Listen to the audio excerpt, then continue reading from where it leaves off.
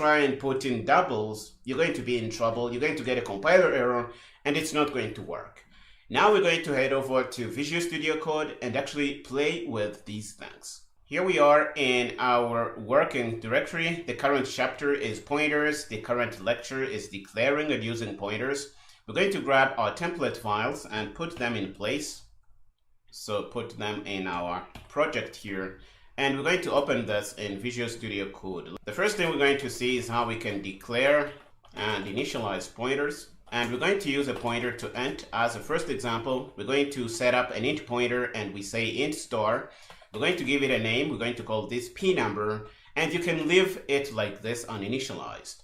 But it is really advised to always initialize your pointers. So we're going to do that with a braced initializer, which is going to do that for us. This is going to implicitly initialize it with a 0 equivalent of pointers, and that happens to be null pointer. So we'll initialize. Okay, so this is what we're going to initialize with, null pointer. We say null PTR. And this is how you should do things. We can also do a pointer to double. Why not? Let's do double pointer. And we're going to say fractional number, pointer to fractional number. And we can also initialize this with null pointer implicitly. And once you do this, the program is going to be legal. If we try to build it with GCC like we always do, the build is going to be good, but we don't really have any useful thing we can see if we run this program. We are just getting started. We will get to see things later. For now, just understand that p number is a variable we have in our code. This variable can only store addresses to other variables that happen to be of type int. If you try and store an address of a variable which is of type double, for example, or float, you're going to get a compiler error. You shouldn't do that. The same for p fractional number. It can only store addresses to other variables which happen to be of type double. Keep this in mind. We can also explicitly initialize with null pointer. So we can say int pointer and say p number 1. Why not? And we're going to explicitly use null PTR like this. And this is going to work as well. We can also say p fractional number and say 1. Why not? And say null PTR.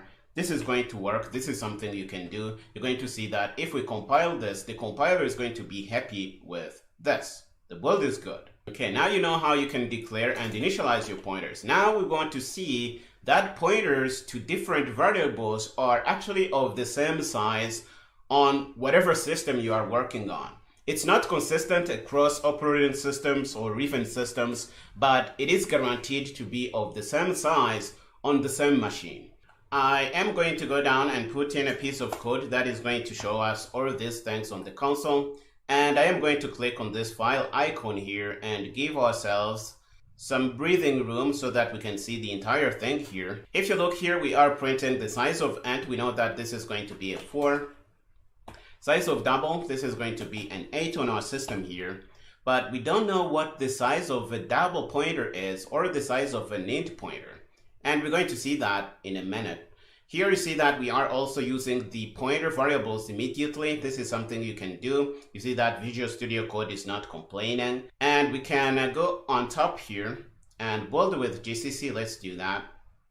The build is going to be good. Now, we can open up a terminal and actually run this program here. We're going to clear. If we do dir, we're going to see that in our directory here. So you see that we have rooster.exe and we can run this. And it's going to say size of int is 4, size of double is 8. This is expected, but pointer types are of size 8 on my system. They occupy 8 bytes in memory. So it doesn't matter the type we are pointing to, a pointer to it is always going to be 8 bytes in memory. This is something you should really know and keep in your mind. Another thing we have said that I want to play with right now is the location of the star symbol. Some people say you should put it on the left, some people say you should put it to the right. I don't really think any of these things matters. I prefer to put it to the left, but if you put it to the right, it's also possible. It's going to work. You see that even if you put it in the middle here, which is really crazy, the compiler is going to take this. We can run the task to build this to make sure the compiler is really happy, and you see that there's no problem. The compiler is going to accept this, and we are going to build successfully. If you put your declaration on a single line like this, what is other int var going to be? Is it going to be a regular int variable? Is it going to be a pointer to n? We don't really know now, and I don't want to tell you. We're going to find out together. So what we're going to do, we're going to print the size of these things. I am going to go down here and put in the code and come back in a minute. Here is our code typed out, and we're going to see the size of these things. What we're going to do is run the task to build with GCC as we always do. Let's clear properly and run Rooster. And you see size of p number 5 is 8. Because it's a pointer, size of other int is 4, and the same applies to the second line here. So from this we can tell that other int var and other int var 6 are not pointers. They are regular integers, and this can be really confusing.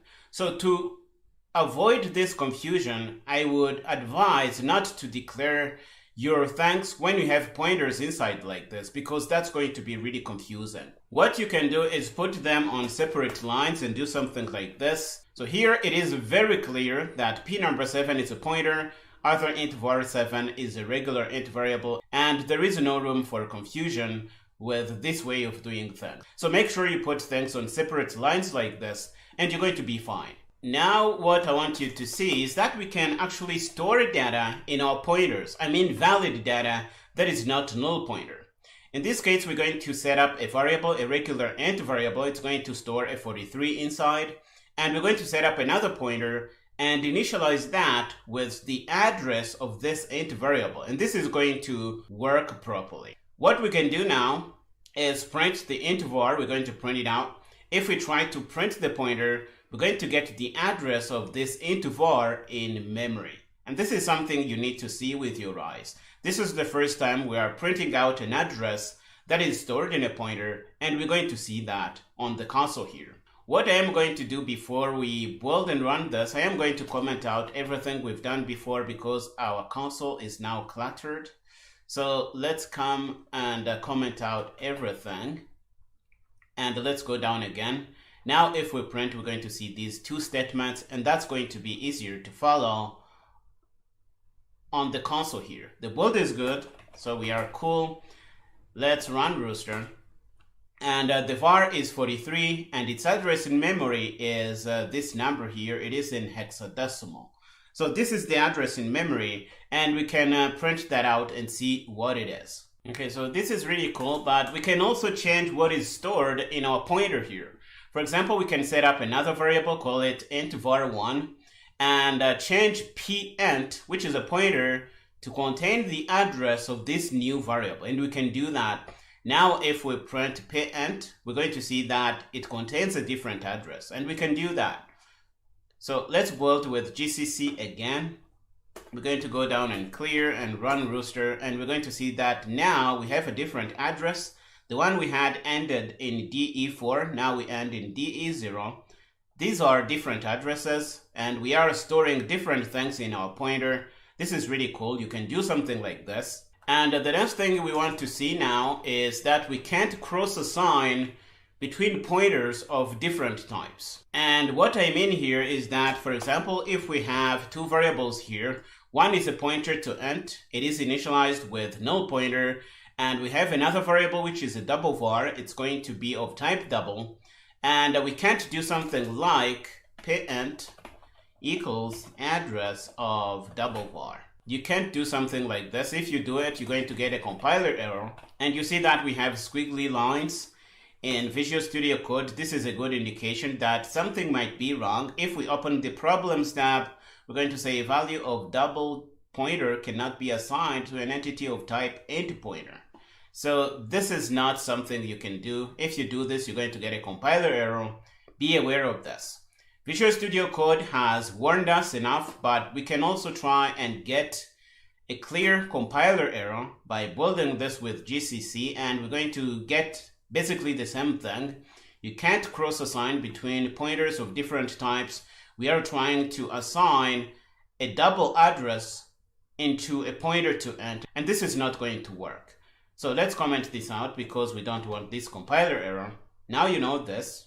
And before we close this lecture, I want to mention what is called dereferencing. And that is the act of reading something through a pointer. So if we have an address in a pointer, we can go through that address and actually read the value contained in that address. And we can do something like this. So if we have, for example, an int pointer, let's call it pint2. Do we have a variable like this? So let's say we initialize this with null pointer, and we have an int variable, and this is a 56, for example. And we do something like, we do say pint2. We're going to make it contain the address of int data. This is something you know you can do now. Now we want to go through pint2 to read what is contained in int data, because pint2 contains the address of our integer here. So what we can do do stdcout and say value. And the syntax we use in C++ is like this. We say star and we say our pointer variable. We're going to say pint2. And now if we run, we're going to get the value here printed out. Okay, now if we try to build, we're going to build fine. Let's try with GCC. The build is good. We can clear so that the errors from a previous run are cleared out. You see, the build is good. We can now run Rooster, and we're going to see that value is 56. We are successfully reading the value stored in the address pointed to by our pointer here. And this is the syntax used, and this is called dereferencing a pointer. We are basically reading something stored in the address of a pointer. This is what we mean here. And this is really all we set out to do in this lecture. The lecture turned out to be lengthy, but we had a lot of ground to cover. And now I hope you have a good grasp on how to declare, initialize, and use your pointers to do all kinds of crazy things. We are going to stop here in this lecture. In the next one, we're going to learn a little more about pointer to character types, because they are also special. Go ahead and finish up here and meet me there. In this lecture, we're going to explore pointer to characters. And you can declare a pointer to a character just like this. We have char pointer, and we say pchar to give it a variable name. We initialize this with a null pointer, and after that we set up a character variable, and it is called char, and we store in an A, an uppercase A. After that, we take the address of char and assign that to our pointer variable. This is how we store data in a pointer, and we can go through this pointer to access data in this character variable. If we do something like this, we're going to print A. Down here, we declare another variable, we store in a C, and we assign the address of this new character variable to our pointer variable. And if we print this again, we're going to get a C printed out. This is really what we have done in the last lecture. We are just extending that to character pointers. But with character pointers, you can do something really special. What you can do that is special, you can initialize that with a string literal. Something like hello world, which is wrapped in quotes like this. When you do something like this, the string here is going to be expanded into a character array, and the first character of our array is going to be pointed to by pmessage here. This is what we mean. I realize I might be throwing a lot of things at you right now. I am mixing up arrays and pointers, but they have a really strong relationship, and we're going to learn about that in detail in a few lectures ahead. But for now, think of it like this. This hello world string is going to be turned into a character array, and pmessage is going to point to the first character in this array here. This is what is going to happen. And this is going to give us the flexibility of treating our strings as character pointers. And this is going to come in handy at many occasions. One thing I should tell you though is that some compilers will refuse to compile this code. For example, Visual Studio 19 that I have installed on my computer right now is going to refuse to compile this code. And the reason is the compiler is going to expand this string into a character array of const char. And here, what we are using to point to that is not a const char pointer. So this pointer here can be used to try and modify data into an array of const chars, and that's going to be disastrous, because if you try to modify that, that's going to fail, and that's not going to be good. So some compilers are going to try and protect you from this and force you to use pointers that are qualified with const to really mean that they are const char pointers. And to get the code to work, we will have to do that, and I will show you how we do that in Visual Studio Code. But I had to tell you this, in case you just want to jump ahead and try this code out. If you get a compiler error, that's going to be the reason. Now that we have our string stored in memory, we can really print it out like this. If you print p-message, you're going to get the string printed out. But I want to give you a question here. What do you think we will get if we dereference p-message? Try to think about this. I told you that the compiler is going to expand this hello world string into an array of characters, or to be specific, an array of const chars. And p-message is going to be pointing to the first character in that array. So if we dereference p-message, we're going to get that character printed out. In this case, we will get an H. And that's what is going to happen here. But character pointers are special in that if you print them out directly, the compiler is going to do its magic and make it possible to print out the entire string that is stored in p-message here. That's how character pointers are special, and you really need to be aware of this, because this is going to come in handy many times. Just to emphasize that, this is going to be expanded into an array of constant characters. If we try to modify something inside p-message here, for example, we try to change the H into a B, we can try to do that because p-message is pointing to the first character, so we can try to dereference and assign a new value. And if we do that, we're going to get a compiler error, or even worse, we might get a crash at runtime. So this is something you shouldn't really do, and you should really flag your p-message here as the const char pointer, and that's going to prevent you from doing things like this, which may turn out to be very bad. But most compilers are going to even prevent you from compiling this thing in modern times. For example, if you are using a very recent version of Visual Studio, you're going to get a compiler error. But I don't believe GCC is going to give us a compiler error, so we will have to try this out and see how it behaves. But the message is, if you have to do something like this, make sure you use the const char pointer, and you're going to be playing on the safe side. Okay, now I think you know enough about character pointers. What if we want our users to be able to change this string and make it be something else? For example, change the first character here into a B. Well, in that case, don't use character pointers, use regular arrays like we have seen before. So you can set up an array like this. It's going to be a character array, and you can initialize it with a string literal, and this is going to allow you to modify things inside. So if we do something like this, we will get the message printed out, and the message is going to be tello because we changed the H to be a T. And this is going to work. So this is something you really need to be aware of. But character pointers are very helpful in many cases. And in most cases, you just want to store the string and print it out. You're not interested in changing it. So that's why this is going to come in handy in a lot of occasions. Now that you know this, we're going to head over to Visual Studio Code and actually try this out. Okay, here we are in our working folder. The current project is pointer to car. That's what we are exploring here. So we're going to grab our template files and put them in place. And we are going to open this thing into Visual Studio Code. And we're going to jump into here and set up our first const car pointer. Let's do car pointer to see how this thing behaves.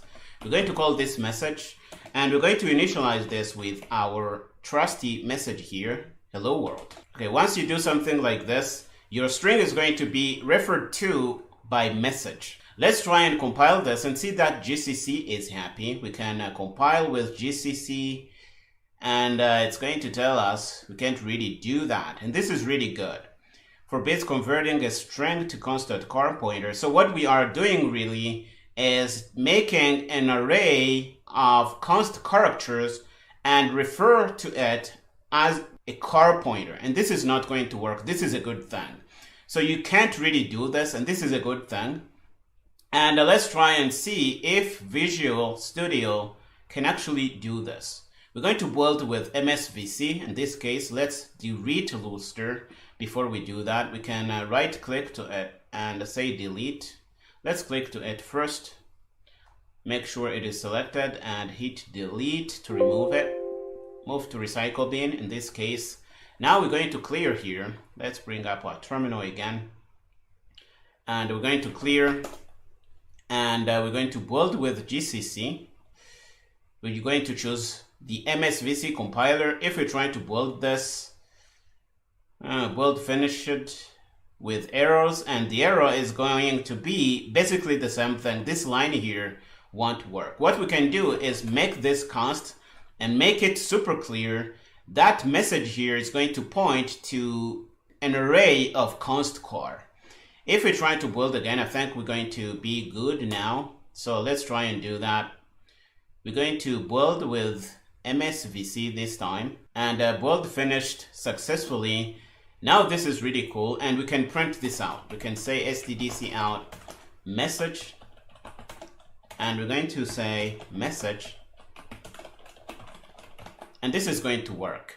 Let's go back to GCC because that's my favorite compiler, and you see that the compiler from Visual Studio is going to clutter our folder here with a lot of files. We don't want that. What I'm going to do, I'm going to select all this clutter here and remove that.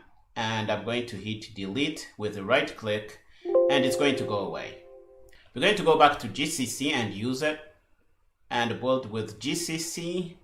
The build is going to go through because we qualified our character pointer with const here, and everything is going to be good. Be sure you know what is happening here, because this kind of problems can be really hard to solve. Okay, now that we have this, we can try and change something inside, but the compiler is not going to allow it. So if we try and do something like this, is not going to work because message is a pointer to const car.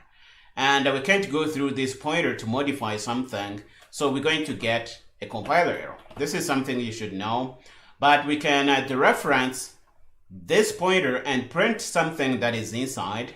And I want you to guess again and see that you can come up with what is going to be printed if we dereference message and print out when we run this program. If we have this thing printed out here. Again, we are dereferencing the pointer and printing whatever result we get from that.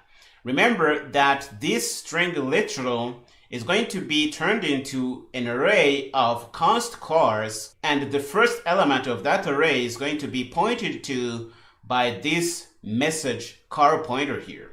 So if we dereference this thing, we should get the H here printed out. That's what I think we should get.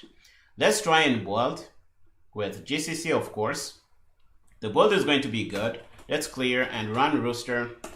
See that message is H. This is exactly what we expect here. Now that we have this working, what if we really want this thing here to work? What if we wanted to allow our users to go through this message thing and modify what is stored inside? Because sometimes that's going to be useful. Okay, we wanted to allow our users to modify this string. If you want to do that, you can use row character arrays. And the way we do that, we can say car message1, and we can make it an array and initialize that with hello world. And once we do this, we can go through the angle bracket syntax and modify the first character or whatever character we really want to modify in this string here. In this case, we are going to target the first. So we're going to say message1, and we're going to grab the index 0 because that's going to be the first character here. And we're going to assign a new character. Let's say B, like we just said. And if we print this out, say message1, and put that out, we're going to see what comes out. If we run this program, we're going to build with GCC. So let's do that. The build is good, so we're good here. If we run, we're going to get below printed out, and we have successfully changed this thing here. So if you don't want to allow modifications to your string, use this thing here If you want to allow modification to your string, use this syntax here. And this is really all we had to say in this lecture. In this lecture, we're going to revisit our idea of a C++ program memory map. We have seen that the C++ development workflow really goes like this. We have a program typed out in our IDE, we pass that through the compiler, and we get a binary executable, which is a binary representation of the code we have in our C++ program. You can then run that program on an operating system. For example, here I am on Windows. If I double click on my .exe file, for example, our applications are called rooster.exe. You've seen me run this 1,000 times by now. If we double click, this program is going to be loaded in our computer memory. And by memory, I mean random access memory, the memory that is going to be actively running things when they happen in your computer. Is different from the hard drive storage that can also be called memory, and this can throw off a lot of beginners. We are talking about RAM here when we mean memory, random access memory to be exact. If you double click on your program or open it on the terminal like we've been doing, the program is going to be loaded in memory, and it's going to be stored in a special section of memory called program area. And so far we have been thinking that our program is really loaded in real memory on our computer, but that's not the case. It is an idea of the memory that the program thinks it has, but it's not the real thing, and I am going to explain. But before we explain, let me elaborate on the reason why this is done. If we have many programs and each program is going to use real memory on our computer, we could quickly run out of memory because there are many programs. You might even have hundreds or thousands of programs running on your computer. You may never have enough memory to run them all if real memory was used by each program. So the idea was born to create what is called virtual memory. And it is a trick that fools your program into thinking it is the only program running on your operating systems, and it owns all the address space or all the memory on your computer. That's what your program thinks. And the view that your program has of that memory is called a memory map. Each program is abstracted into what we call a process. You can think of rooster.exe that we have been building as a process on the system. And each process has access to the memory range between 0 and 2 to the power of n, where n is the number of bits that your operating system supports. For example, I am on a 64-bit operating system, so the range for my memory is going to be between 0 and 2 to the power of 64, and that's a lot of memory. My program is going to think that it owns all, and it can never run out. It's going to do whatever it wants. If you are on a 32-bit system, that's going to be between 0 and 2 to the power of 32, and that's going to be your virtual memory, the amount of memory that your program thinks that it owns, and it happens to be the entirety of your RAM that you have on your system. Each program basically thinks that it owns the entire memory, and it can do whatever it wants. Okay, so we have the real memory, which is random access memory, and we have virtual memory, which is going to be between 0 and 2 to the power of n. Okay, so now we're going to update on the idea of the program execution model because now we know more. We know about virtual memory. Here is our C++ program. It's going to go through the compiler, and we are going to generate a binary file, which is going to be a representation of how things are going to be laid out in memory in our program. And if we run the program, it is going to go through a section of the CPU called Memory Management Unit, or MMU for short. So that MMU is going to be basically transforming between the memory map of each process and the real memory layout that we have in RAM. What the Memory Management Unit does is really transform between the representation we have in the memory map and the real thing we have in RAM. The entire program is not loaded in real memory by the CPU. only parts of the program that are really going to be used soon are loaded in memory, and this is going to make effective use of the memory. Parts that are not likely to be used are going to be discarded from memory and stored on the hard drive instead. And this is really cool. Please note that the real way these things are done is really complicated, but it is buried down into the logic of the CPU and whatever. You don't really need to worry about this as a C++ programmer, but there are a few things you need to know, as we are about to see in this lecture. So memory management unit helps out in mapping between the memory map you have in your program, basically the idea that your program has of memory, and the real thing that we have in memory. Okay, here is a slide that is going to drive this home. We have a few programs with their own separate memory maps. We have program 1 through 4. If we execute them, they are going to go through the memory management unit.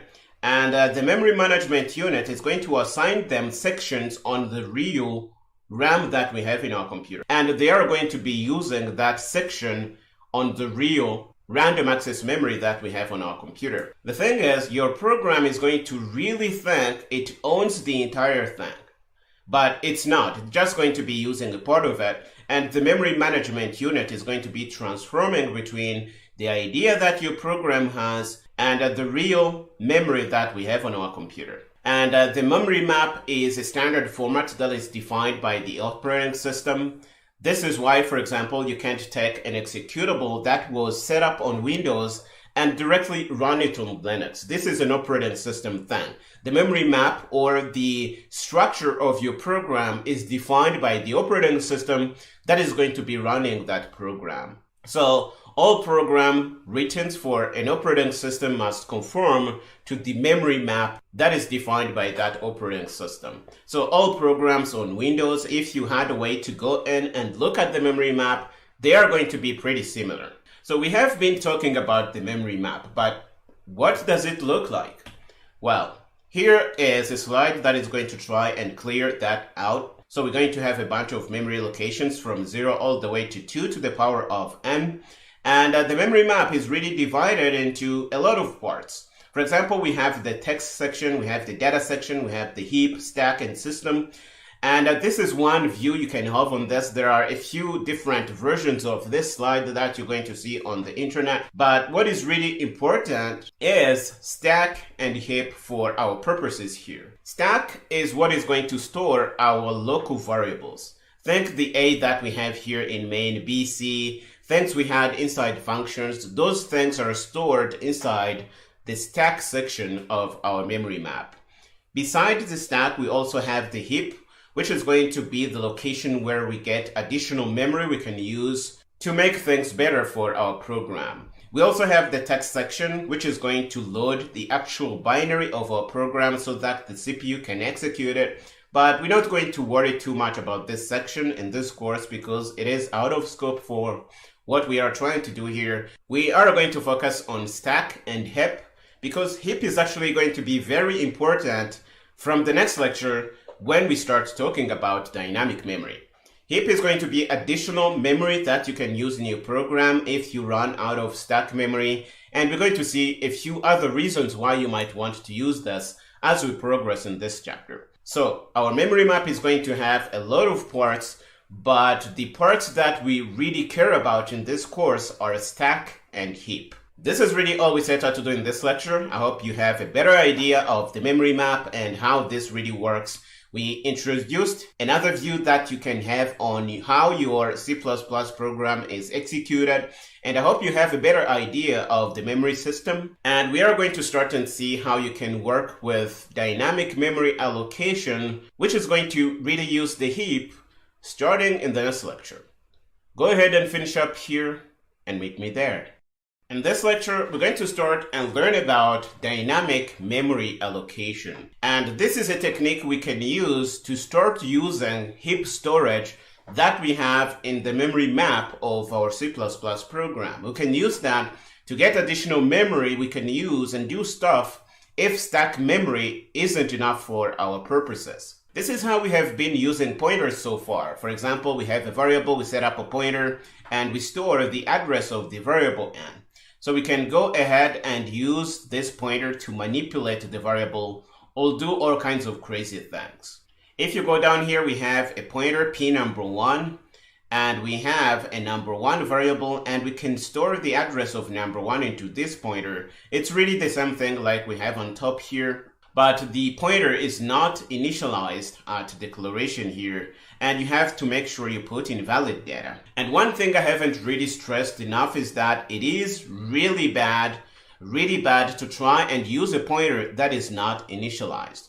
For example, here we have p number 2, which is a pointer. It is not initialized. It contains junk, and we try and write into it.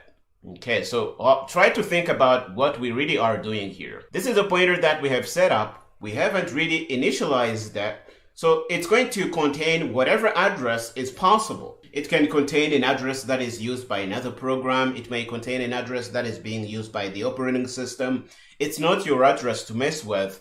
And here we are actually trying to mess with that by storing in a 55. So this is going to cause a crash, possibly, or even corrupt data that is being used by other people. So don't do this. Another thing is to try and use a pointer that is initialized to null. For example, here we have a pointer p number 3, and it is braced initialized. This is going to initialize it to null pointer, but we are trying and storing in a value here.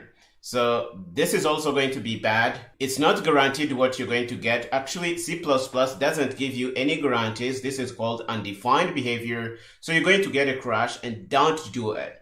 As a good practice, the first thing you should do is initialize your pointers before you use them. You can initialize them with null pointer, and make sure that you are modifying valid addresses into those pointers. If you don't know what is in a pointer, don't use that pointer because bad things can happen. Okay, rule number 1, don't try to use a pointer that you didn't initialize.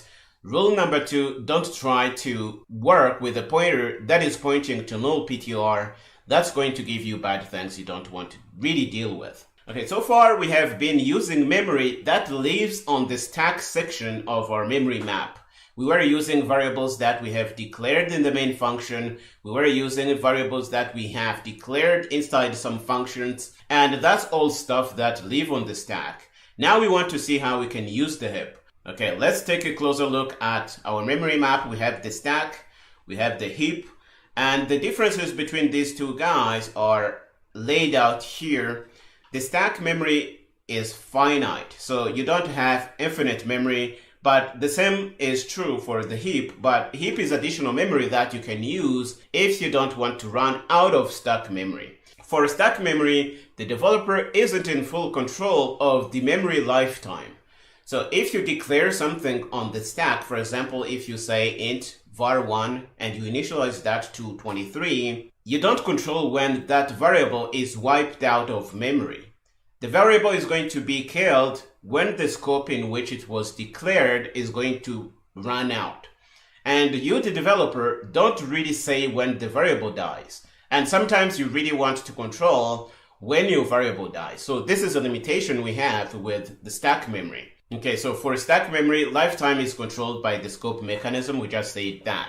For heap, the developer is in full control of when the variable comes to life and when the variable dies. And this is a benefit you might have with heap storage, and you might want to use this, and we're going to see how we can use that in the next few lectures. Okay, so make sure you understand the difference between stack and heap here. If you look at the example here, we have a variable which is called locus scope var. It is stored within this block delimited by the curly braces, and the variable is going to come to life when this statement is executed, but it is going to die when we hit the closing curly brace here. So the lifetime of this variable is controlled by the scope mechanism. But it is possible to use dynamic memory or use memory on the heap. And we're going to see a syntax you can use to do that. The first thing we want to do is to set up a pointer that is going to be pointing to that heap allocated memory. The way you do that, you set up a pointer. Here we have p number 4. We initialize it with null PTR. But what we do to allocate memory is the second statement here. We say p number 4 and we say new int. The moment this statement is going to be executed, the operating system is going to allocate a piece of memory on the heap. The memory is going to be large enough to accommodate for an integer, so it's going to be 4 bytes long. And it is your memory now. Your program can use it to do whatever it wants, and no other program on the system can use this piece of memory. So it is going to be yours until you explicitly return this piece of memory to the system, and we're going to see how you can do that in a minute. Once this memory is yours, you can use it. You see here we are dereferencing the memory and storing in a 77. And if we're trying to print this 77, we're going to get it printed out. Okay, this is how you can use dynamic memory. And when you do this, things are not being stored on the stack. Things are being stored on the heap. I really hope you understand this because it is very important. Okay, so here is our view of stack and heap. So if you use new to allocate for memory, stuff are going to be stored in this heap section here of your memory map. Here is another example to try and understand the lifetime of our variables. Localvar again is limited to this scope. It is going to come into life when this statement here is executed, and it is going to die when we run out of this scope here. So if you try executing code out of this scope, localvar is no longer going to be available. You can't use it. But that's not the case for local PTR var, because this is a pointer. It lives on the heap, and if you go out of this scope, the memory is still going to be yours. So if you have a way you can access it and use it, you're going to be able to use it, and it is going to be yours until you decide to return it to the operating system. So we have been talking about returning the memory to the system. How do we do it? Well, you use the delete keyword in C++. Here we have our memory, which is allocated using new int. So the operating system is going to give us a new piece of memory. It is going to be 4 bytes because we're going to store in an integer, and we are going to be pointing to that memory through p number 4 here. We can use this memory however we want through dereferencing and do all kinds of crazy things. And when we are done with this memory, we are going to say delete p number 4, and this statement is going to return the memory to the operating system. The memory is no longer going to be ours after this statement. And a good thing to do after you release your memory is to reset it to null PTR so that other people know that you don't really have any valid data in that memory. Because if you try to use a deleted memory section, bad things are going to happen. That's not going to be your memory. We're going to fall into the same problem of trying to use an uninitialized piece of memory. Don't do that. So whenever you release memory, also reset it to null PTR to play it safe. We can also initialize our pointers with dynamic memory when we declare them, and this is how you can do it. We say p number 5 and we initialize it with new int. This is going to give us a new piece of memory on the heap, and it is going to be pointed to by p number 5. We get the same thing here, but here we are just putting in new values in p number 6 and p number 7. The memory locations on the heap are going to be containing 22 and 23 for p number 6 and p number 7. And here we have a few examples of how we can print the contents of these memory locations on SDDC out.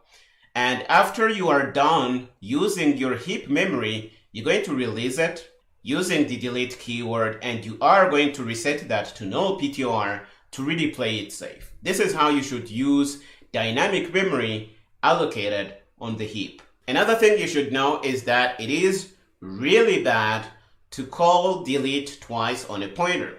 So here we have a memory location that we allocate on the heap. We stored this in a pointer, and we are trying to use it here in SDDC out, reading whatever is inside.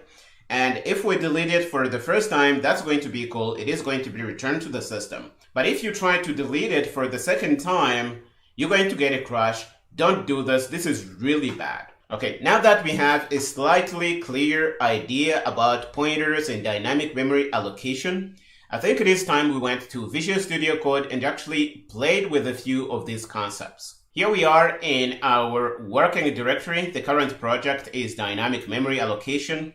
We're going to grab our template files and we're going to put them in place, dynamic memory allocation. Let's do that. And we're going to open this in Visual Studio Code. The first thing we're going to do is review how we have been using pointers so far. We have been using them like this. We had a variable stored somewhere on the stack. Again, this is a stack memory that we are using here.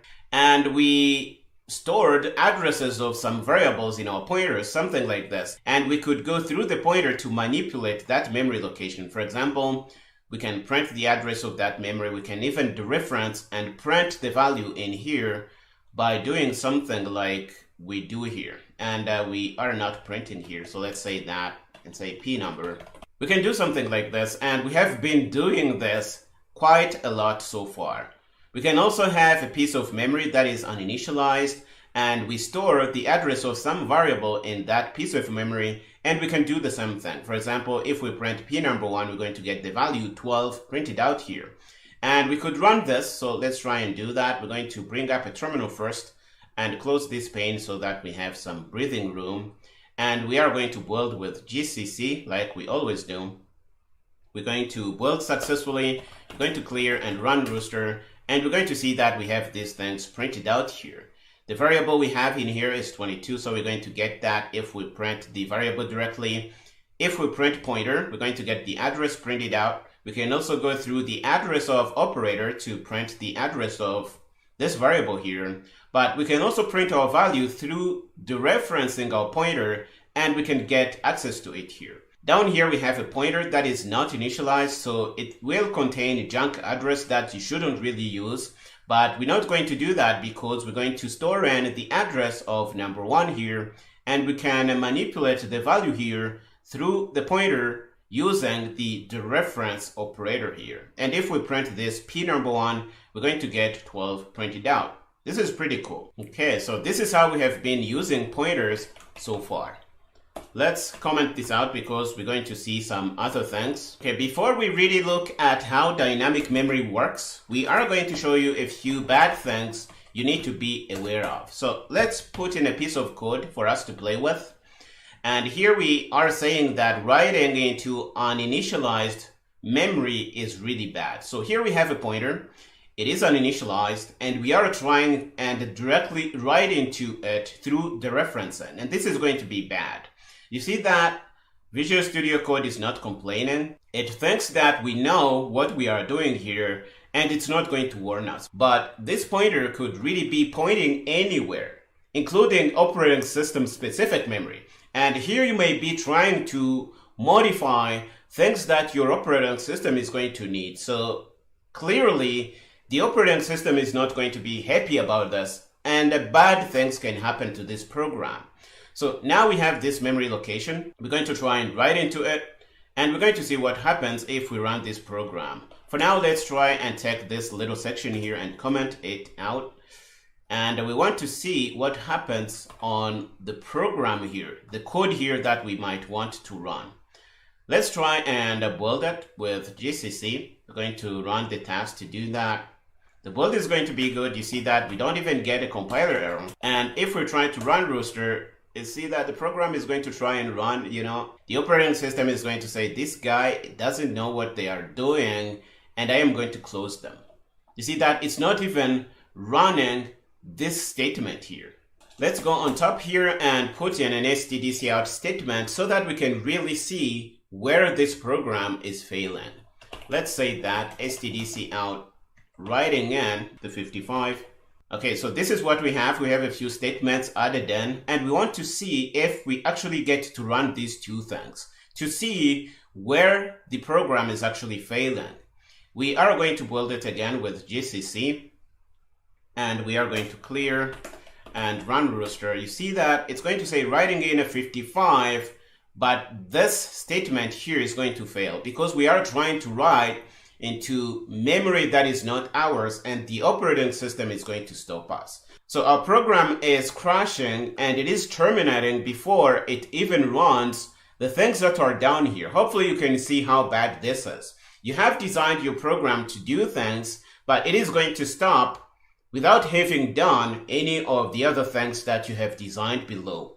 So this is really bad. And another bad thing is that you might have allocated some dynamic memory beforehand.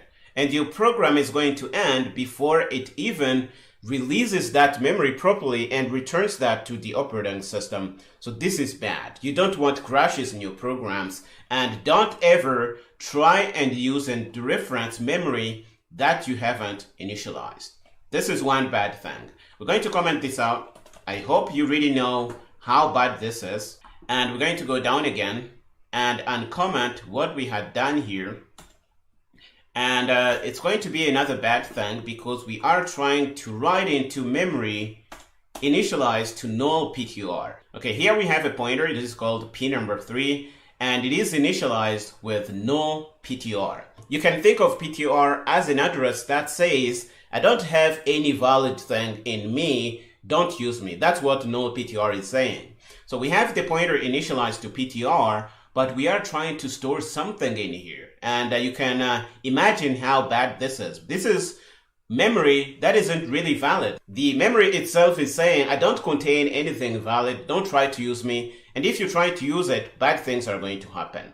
So if we try and compile this program, it is going to compile. The compiler is not going to stop us to do something like this. And these are some things you need to be aware of in C++. But if we try to run it, you're going to see that we are also going to get a crash. Again, let's try and put a statement in front of this failing line. And below this line, I can say done writing. And I can do stdendl here. And build the program so that we can see which std statements run and which do not after our program crashes. So we're going to clear, the build is good, and run Rooster. You're going to see it's going to say what it's doing. It's going to try and fail, and the operating system is going to kill this program because it is crazy. It is doing what it shouldn't really be doing. So this is something bad. Don't do it. Be aware of this thing. Okay, we're going to comment this out and actually look at how we can dynamically allocate memory from the heap. And we're going to put in a piece of code to play with that. It's not really complicated. We have a pointer. We initialize it with null pointer to say that this pointer doesn't point to anywhere valid, don't use it. And we are calling new int. When we do this, the operating system is going to give us a new piece of memory on the heap. This piece of memory is going to have the size enough to contain an int, so it's going to be 4 bytes in memory, and we are going to be pointing to that piece of memory using P number 4 here. This is what we are trying to say here. The moment we do this, we own this piece of memory, and nobody else on the operating system can use it. So that's something you should know. Once you have it, you can manipulate it through the pointer here. So here we can go through the reference operator and store in the 77. And if we print it out, we're going to get that printed out here. Okay, this is really cool. This is the first time we use heap memory, and I am excited about showing you these things. We're going to try and build this program, and the build is going to be good, and we are going to clear this. And if we run Rooster, we should see a 77 printed out. Let's do that. We're going to get our 77, but this 77 is stored on the heap now. It is not stored on the stack, and this is really, really cool. We can control when this variable comes alive by allocating memory on the heap, and we exactly control when this variable dies if we want. And we're going to see how we can kill this variable from memory. But for now, just take a moment and appreciate how cool it is to be able to allocate stuff on the heap. It is really cool. Now that you have used the memory, it is really time to return it to the system because we have no more use for it. The way you release memory to the system is to call the delete keyword and say the pointer pointing to the memory that you are trying to release to the system. So we're going to say P number 4 here. Let's bring this down a little bit so that you can see the entire story. So we have a pointer here, and it is pointing to dynamically allocated memory from the heap. This memory is 4 bytes large because it stores an integer. We have it dynamically allocated. We use it here, and it is time to return it to the operating system. Okay, I hope this is clear. The moment you call the delete keyword, now the memory is going to be containing some junk, and you don't want to really use that anymore. If you try to use it, it's not your memory, you're going to run into trouble. So for example, after we delete this memory, if we try to use it, I'm going to show you here. I think I can. Let's say P number 4 and store in something.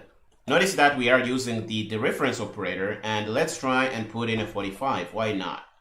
So let's build this with GCC as we always do. It is going to build. Compiler is not going to stop you from doing something like this, writing into memory that you have already released to the system, but we're going to see what happens.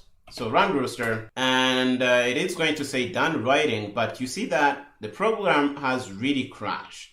Because here we are trying to write into memory that we don't really own, and this is bad. Don't do this. So the moment you delete the memory or the moment you return the memory to the operating system, it is good practice to reset that memory to null PTR. So we're going to say P number 4 and make sure it contains null PTR.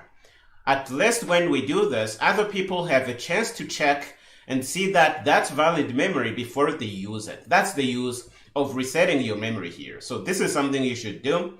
Again, the flow to use dynamic memory is really simple. You set up a pointer that is going to point to your memory. You're going to allocate the memory from the heap using the new operator. You're going to specify the type you want to allocate memory for. The operating system is going to give you that memory, and you're going to be pointing to that memory with your pointer. You are going to manipulate that memory using your pointer and doing all kinds of crazy things. And after you are done with that memory, you're going to release it to the operating system. And please remember to reset your pointers after you have deleted them like this. That's going to make your life a whole lot easier. And other developers are going to thank you for doing this when they get to use your code, because your code is going to be much safer to work with. Okay, let's comment this out and show you another example of what cool things you can do with dynamic heap memory. We're going to go down and put in a piece of code and show you that you can actually dynamically initialize your pointers at declaration. This is something you can do. The first one is not initialized, so it's going to contain junk value. P number 5, if we try to print it, we're going to get some junk address printed out. P number 6, we're going to dereference it and print the value inside, so we're going to see that. And we can do the same thing for P number 6 and P number 7. After we are done using the pointers, we are going to release the memory here, and notice that we are resetting the pointers to null pointer to say that they don't really contain anything useful. Don't use them. Make sure you have something valid in before you use them. This is the meaning here. If we try to run the program, you can guess what we're going to see. So try and guess. And we're going to build. We're going to build successfully. We're going to clear, not clear. And we're going to run Rooster. And we're going to see that P number 5 contains some junk address. Okay. And if we try to dereference it, we're going to get a junk value. This is really not useful. Don't use this value because you didn't put this value in the first place. You're going to see that P number 6 is going to point to some other address, but we're going to have a valid value inside because we have put that in at initialization here. The same is true for P number 7. It's going to point to some address, and we're going to have 23n because we put in our 23.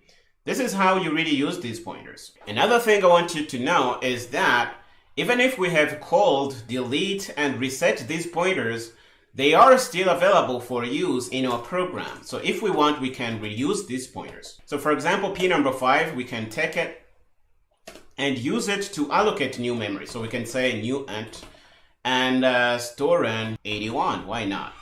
Okay, so we can go down here and use that. This is going to be valid C++ code. Okay, take a moment and look at it. It is P number 5, not P number. And Visual Studio Code is going to take this because it is valid C++ code. The memory has been returned to the operating system and the pointer has been reset to null PTR, but we can reuse the same pointer to allocate new memory. So we are allocating new memory on the heap. The memory is going to be 4 bytes because it is going to contain an integer, and we are using this pointer to point to that new memory. So this pointer is being reused. It was pointing to the memory that we allocated here, which was uninitialized, and we are using that to point to new memory location on the heap. I really want you to understand these things because many beginners get them wrong, and it is hard to correct these things in your mind once you have a wrong idea about them in the first place. So make sure you understand this. So if we print this, we're going to get the 81 printed out. but we have allocated new memory. We have to remember to release it again. So we have to come and say delete p number 5, and we need to reset it to null pointer. And we're going to do that right here. Once we do this, we're going to be playing it safe. Let's try and run and see that we see the 81 printed out. We're going to build with GCC. The build is going to go through, and we are going to clear and run Rooster. And you see that we see our 81 and we don't have any crazy crash. For example, to prove that we don't have a crash, we can say that our program is ending well. And we're going to know if the program has actually reached the end before it dies. We're going to build again with GCC, and we're going to clear and run Rooster, and you're going to see that the program is ending well.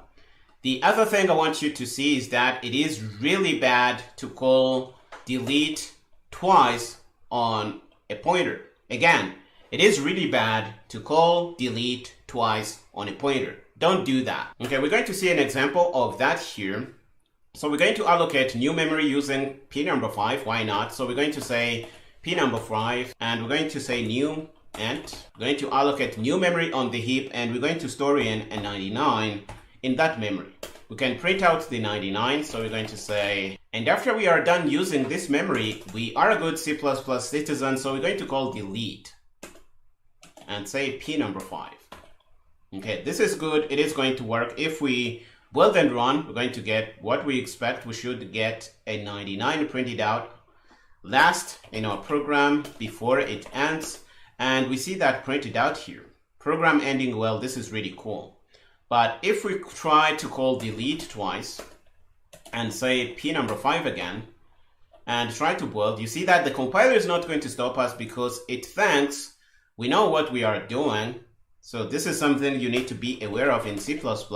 If we run this program, you're going to see, the program is not going to end well. The C++ runtime or the operating system is going to get here and see, this guy is trying to release memory twice, and I don't do that. This is a bad program. I am going to kill it, and it is going to be killed. The bad thing again is that anything you have in your program after these lines is not going to run because the operating system is going to kill your program at this line here. So if you had memory allocated that you planned to release later on in your program, your memory is not going to be released because those statements to release the memory will never be run. This is where the program is going to be killed.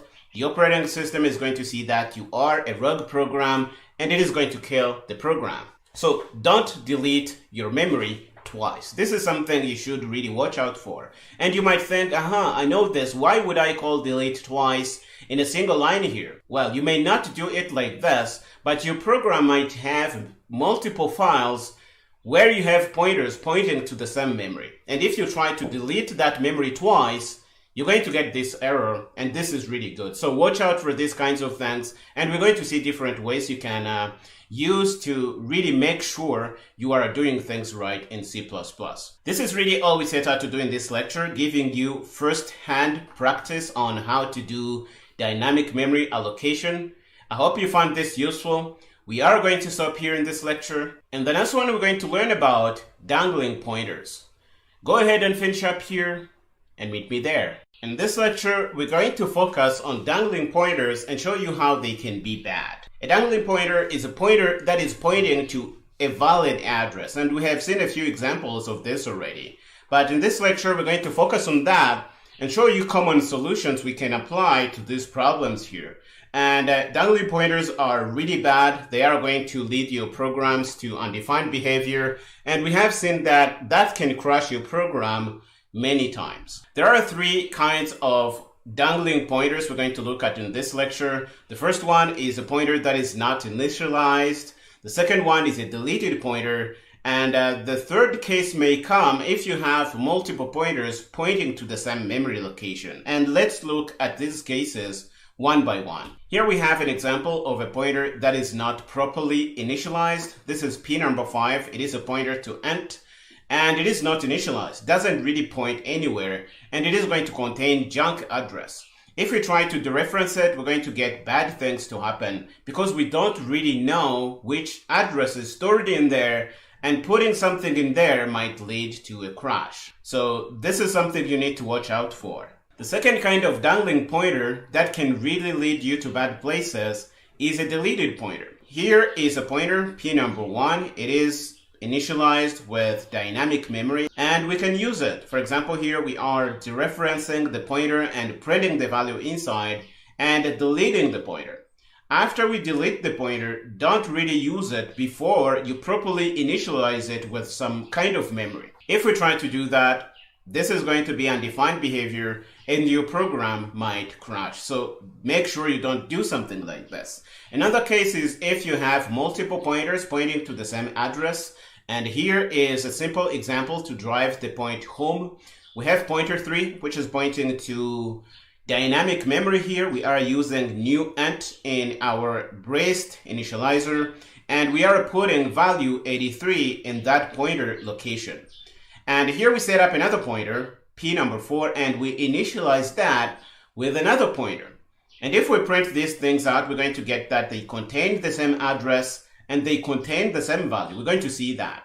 If we delete p number 3 and try to use p number 4 later, we're going to get problems because this memory has been deleted by p number 3, but p number 4 is still pointing to that. And if it tries to use that, it's going to be deleted memory basically, and we're going to get undefined behavior. So be sure you know these problems and try to avoid them in your programs. Okay, these are problems, but how do we solve them? Well, there are a few solutions. One is to always initialize your pointers. The moment you declare a pointer, make sure it is initialized. If you don't know what you can initialize that pointer with, put in null pointer first, and then you're going to put in an address later when you have a clear idea of which address you can store in. The second solution is to reset your pointers to null PTR after you delete the memory. That's the second thing you should do every time you call delete. That's going to give other developers or even yourself a chance to check and see if that memory location contains a valid address before you do that. And for multiple pointers pointing to the same address, you have to choose and make one pointer the master of the controller of the memory. And all pointers are basically going to be slaves, which can't release the memory, but they can read and do something with that memory, but they don't have the task of releasing that memory. And here is how you can apply solution 1. For example, we have pointer number 5 and we're going to brace initialize it. This is going to initialize it to null pointer. The other thing you can do is initialize the pointer with dynamic memory like we are doing here with p number 6. And this is going to put in the value and we are going to be playing on the safe side. Now, if your pointers are initialized, developers have a chance to check your pointers against null PTR to see that they contain something valid before they use it. And if they see that it contains null PTR, they are not going to try and use it. And this is going to be very safe. For the second problem with deleted pointers, we are going to reset our pointers after we call delete. For example, here we have p number 7 initialized with dynamic memory and 82 is stored in. We can print it out or do things with it. When we delete the memory, we're going to reset it to null PTR so that other developers or even ourselves can check this memory against null PTR. And if it's different from null PTR, we can use it. If it's equal to null PTR, we're going to leave it alone and do something else. This is going to be very safe. If you have multiple pointers pointing to the same address like we have here, then you're going to have to decide which pointer is the master pointer and other pointers are going to be slave pointers. And before use, all the other pointers are going to check against the master pointer and see that it contains valid memory because the master pointer has the task of deleting this memory. Let's go through this and see how this could work in practice. So p number 5 is our master pointer. We are setting p number 5 and initializing it with p number 8. We are printing things using p number 8. We can either use p number 8 or p number 9. This is going to work. But before we use the memory location, we're going to check against the master pointer. If the master pointer contains null PTR, we're not going to use this memory. If the master pointer doesn't contain null PTR, we're going to use this memory here. Okay, if you go down, you see that the master pointer is going to be releasing the memory. And if we try to use that memory after it was deleted, we're going to see that it contains null PTR and we're not going to be using it. This is something cool, and it is really easy to implement these safety guidelines in your programs. Now that you know about this, we're going to go to Visual Studio Code and show you this in action. Okay, here we are in our working directory. The current project is dangling pointers. So we're going to grab our template files pretty quick and put that in our project. And we're going to open this in Visual Studio Code. We are going to look at the first case of a dangling pointer, and this is a pointer that is not initialized properly like pnumber here. If we try to dereference it, we're going to get something bad to happen. So let's see that, and let's go down and say that program is ending well. Just to know that we didn't get a crash, because a crash is basically going to terminate your program on the offending line. That's what it's going to do. So if the program works well and ends well, we're going to print this line here. Let's bring in GCC to build this program, and let's open a terminal so that we can run it. We're going to clear. The build was good, and we're going to run Rooster. You see that the program didn't end well. It crashed, and it crashed because we are trying to use uninitialized memory. When the operating system is going to try and run this thing, it's going to see, this guy is trying to modify memory that doesn't really belong to him. It is a rogue program. I am going to kill it, and it is going to be terminated on this line here. This is really bad. You should avoid these kinds of situations. So don't do this. We are going to comment this out and show you another offending thing we can do in our program, and that is using a deleted pointer. If you do that, you're going to get something bad in your programs. So here we have a small example. We have a pointer to int. We initialize this with a dynamic piece of memory, and we're going to store in a 67. And we can print this out. This is going to work pretty well. But we delete the memory down here, and we try to use it after we have deleted the memory. So the operating system is not going to be happy about this, because once the memory is deleted, it is no longer our memory. So we have no business dereferencing pointer 1 and trying to use that here. And we're going to get a crash. And this is something you should avoid. So let's try and build this and show you this in action. We are going to clear and run Rooster. And you're going to see that program is ending well, but in some cases it might crash. And hopefully this shows you the danger that these things might put you into. Sometimes your program is going to seem working fine, but sometimes when this memory that we are pointing to in P number 1 here is being used to do something really important by the operating system, you are going to get a crash. So you're not guaranteed to get the same behavior every time you run your program. Some of you might be saying, the program is working here, Daniel. Why are you making this such a big deal? Well, it is a big deal because you are not guaranteed to get the same results every time you run this program. So be sure you really avoid these kinds of situations. Let's try and clear and run the program again. Hopefully we're going to see it crash, but we're not. Okay, so let's clear and rebuild again. And see that we have better luck that time. Let's clear and run Rooster. It is going to end well, but you notice that we are trying to use a piece of memory that has already been deleted, and this is bad. Don't do this. Make sure you don't do something like this. We're going to comment this out again and show you another offending thing we can do with our programs. And bad things might happen if you try to have multiple pointers pointing to the same address, and that's what we have here. We have P number 3 and P number 4 here. P number 3 is allocating new space and it is pointing to it. We have an 83 inside, and P number 4 is initialized with P number 3. We can do that. So these two pointers are basically pointing to the same memory location. Let's run this and show you that.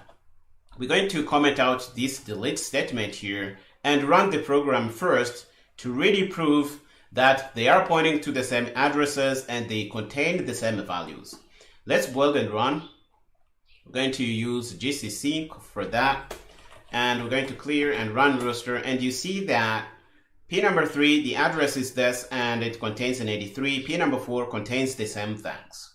So let's see what happens if we try to delete using P number 3 and using P number 4 later to try and read stuff. This is what we are doing here. And we're going to see if the program actually gets to end well. We're going to build again. The build is going to be good. Let's bring this up and clear and run rooster. And you're going to see that the program is also going to end well, but we are using a deleted piece of memory here, and anything can really happen. Okay, so you might get garbage, you might have really any piece of junk inside, or you might get a crash in some extreme cases. So this is really bad. Don't do it. Don't try to use a piece of memory that you have already deleted through a pointer. And these are problems you might run into in your programs if you try to use dynamic memory allocation. Let's look at how we can solve them.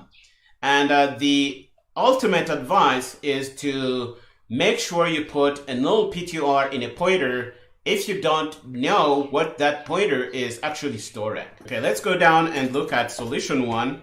Solution 1 is to initialize your pointer to null pointer every time.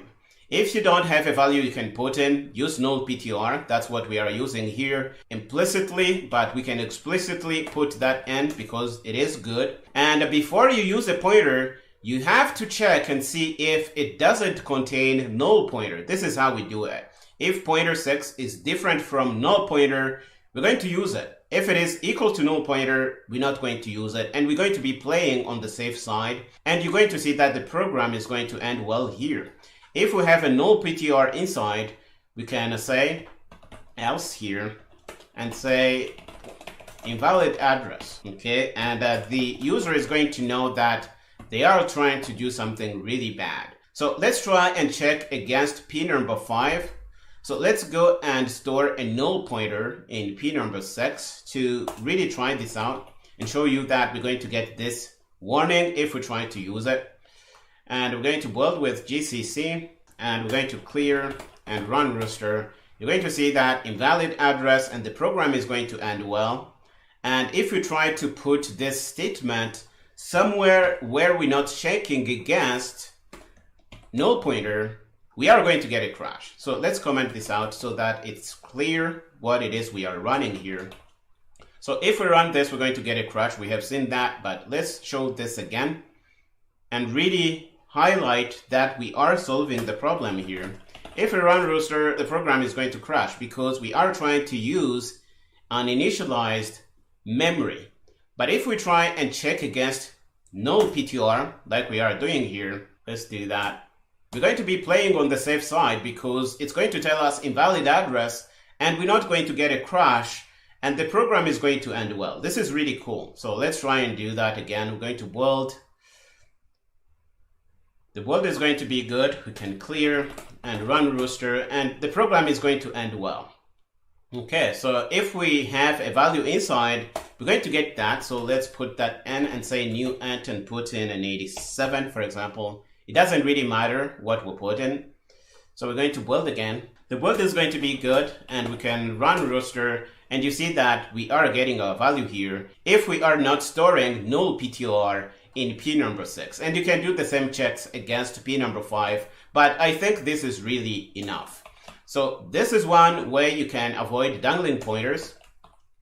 The next thing we're going to look at is if we are using a deleted pointer. And again, the solution is to set our pointer to null PTR after we delete it. Here we have P number 7. It has 82 inside. We are using it here and printing stuff out. We're going to delete it after we are done using it. And after that, the first thing we do is to reset it to null PTR.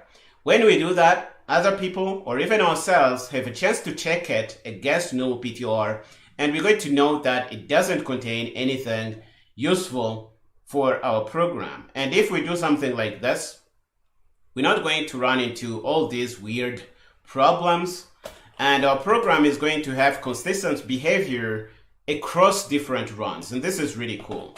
So we're going to run this, we're going to get things printed out, and the program is going to end well because right now we are checking against null PTR. We can even be explicit in showing the warning here. We can say invalid memory access. And if you run this program, you're going to really know this. So let's finish this up. And we're going to build, and the build is going to be good. If we run this and run Rooster, we're going to know that we are doing an invalid memory access after we have deleted the pointer. And this is going to save you from possible crashes that you might experience if you don't do this. So this is a second solution you might want to implement in your programs. And we're going to comment it out and show you how you can get away from the problem of when you have multiple pointers pointing to the same address. We are going to go down and put in the code. It is what you have seen in the slides, and it is really nothing new. So we have pointer 8 and pointer 9 here, and pin number 8 here is pointing to dynamic memory, and the value inside is 382. Pin number 9 is initialized with whatever we have in pin number 8, so they are going to be pointing to the same addresses here, but we have made pin number 8 the master pointer. So it is the only pointer that is going to be able to delete this memory location, even if we have multiple pointers pointing to that. Okay, so every time we want to use this memory, we have the option to check against the master pointer and see that we have some valid data inside. If it is null pointer, we're not going to use that, and we're going to be playing on the safe side. And this is really what we are doing here. If we run this, we're going to see that the program is going to end well. The build is going to be good. And if we run Rooster, we're going to see that we get things printed out. We're going to go through pin number 8, we're going to print stuff. We're going to go through pin number 9, we're going to print stuff. And if we try to use the pointer after the memory has been deleted, we're going to get a clear warning that we are trying to do something really bad. And this is really what you should aim for in your C++ programs that use dynamic memory allocation and pointers. This is really all we set out to do in this lecture. I hope you know how you can avoid these problems with dangling pointers. We are going to stop here in this lecture. In the next lecture, we're going to see what can happen if this new operator fails to give you the memory that you want to allocate on the heap. And that's possible. Go ahead and finish up here and meet me there. In this lecture, we're going to explore what happens when new fails. In the last lecture, we saw that we could use the new operator to allocate for new memory on the heap and use that to do stuff. And in most cases, the new operator is going to succeed. But in some rare cases, it is going to fail. And when you don't do anything about that failure, your program is just going to crash, and you might want to do something about that. I have to say that it is very rare for new to fail in practice. So you're going to see a lot of code out there that just uses the new operator. It doesn't really care about checking if the operation actually failed or succeeded. So this is a very rare case, but if you need to handle it, we're going to see how you can do that in this lecture. Here is a simple example that is going to try and force the new operator to fail. In the first statement here, we are using the new operator, but we are using a syntax that is going to try and allocate a lot of integers in one go. You see that it is an array, but we haven't really seen how we can use an array like this. So just think of this code as a piece of code that is going to allocate a lot of integers in one go. And we're going to try and make this fail. I have to say that this may give you an error on some compilers saying that you are exceeding the array size. If that's the case, no problem. We're going to find another way to get this new operator to fail. We are going to put a thing like this in a loop, and we're going to loop a lot of times, enough to exhaust the heap that is allocated to our program here. And when that happens, you're going to see that the program is going to crash, and it is bad. So new can fail, and if you need to play on the safe side, you're going to handle that problem. And we have two ways we can handle this problem. We can go through the exception mechanism. This is a built-in way we have in C++ to check for errors and handle them. We can also use the std no throw setting in our new operator and force it not to throw an exception, and it's going to give us null pointer if the allocation fails. I know this might sound cryptic right now, but we're going to see an example shortly and you're going to understand this. Let's look at how we can use the exception mechanism. The exception mechanism is there in C++ to let you handle problems when they arise. And the way you use that, you wrap code that is potentially going to give you problems in try and catch blocks. You see here inside the loop, we are saying try, and inside the try blocks, we have the code that could fail. We have our new operator. And in the catch block, you see we have a catch block here.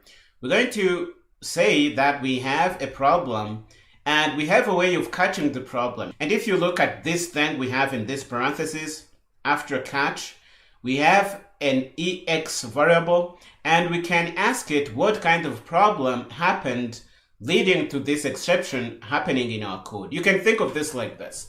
I realize we haven't really talked about exceptions. We are going to talk about them later in the course when we have enough tools to really understand what is happening. But now, think of them as a tool to handle when the new operator fails and you're not going to crash your program. Your program will keep running. It will go through the end, but the new operation that you wanted to do here will fail and you will be able to catch that. And this is a good thing. If you don't want to use exceptions, you can use the std no throw option. And this is a new version of the new operator you can use to tell the C++ system to not throw an exception when the operation fails. It is just going to return null pointer, and you can check for that and know that memory allocation actually failed. This is what we're going to talk about in this lecture. I hope you have an idea about this. We're going to head over to Visual Studio Code and actually try this in action. Okay, here we are in our working directory. The current project is when new fails. We are going to grab our template files like we always do, and we're going to put them in place. So when new fails, that's the lecture. So we're going to do that and open this in Visual Studio Code pretty quick. And we are going to try and allocate a large piece of memory in one go. So the way you do that, we can do say end pointer. Let's call this data. It really doesn't matter. And we're going to say new int, and we're going to say that we want a huge amount of ints. Let's try and do that. And we're going to go down and say program ending well to make sure we know when we are ending this program properly. So let's try and compile this. We're going to bring up a terminal and we are going to build with GCC as we always do. And the build is going to be good. Let's try and increase this number and push it to a really big number. And you see that we have made Visual Studio Code mad here. Array is too large, so they can't really allow us to do a really large array in here. Okay, so let's bring this down a little bit. And if we're trying to compile, the build is going to be good. And if we run Rooster, you see that the program is going to not end well. Okay, so this is really a case where new fails. We can't really allocate this much on the heap storage that is allocated to this program here. Remember when we revisited the memory map idea, we saw that each program is going to have its own memory map. The memory map is going to have a lot of sections inside. We have the stack, we have the heap. Our heap is not infinite, so we can run out. And we just ran out with this allocation that we did here. And our program is going to terminate immediately. You see that it is not ending well. If this is not working for whatever compiler you are using, we can go and do this through a loop. So what we can do, we can comment this out and we can really loop many times, enough to exhaust the memory that is allocated for this process here, rooster.exe, in the memory map in the heap section. That's what I mean. And if we do this, at some point the program is going to fail and we're going to get the same problem here. So let's build again. We're going to build with GCC. And we are going to clear and run Rooster, and we're going to see it's going to loop, and it's going to fail. We're going to see the failure in a minute, and we need to find a way to solve this problem.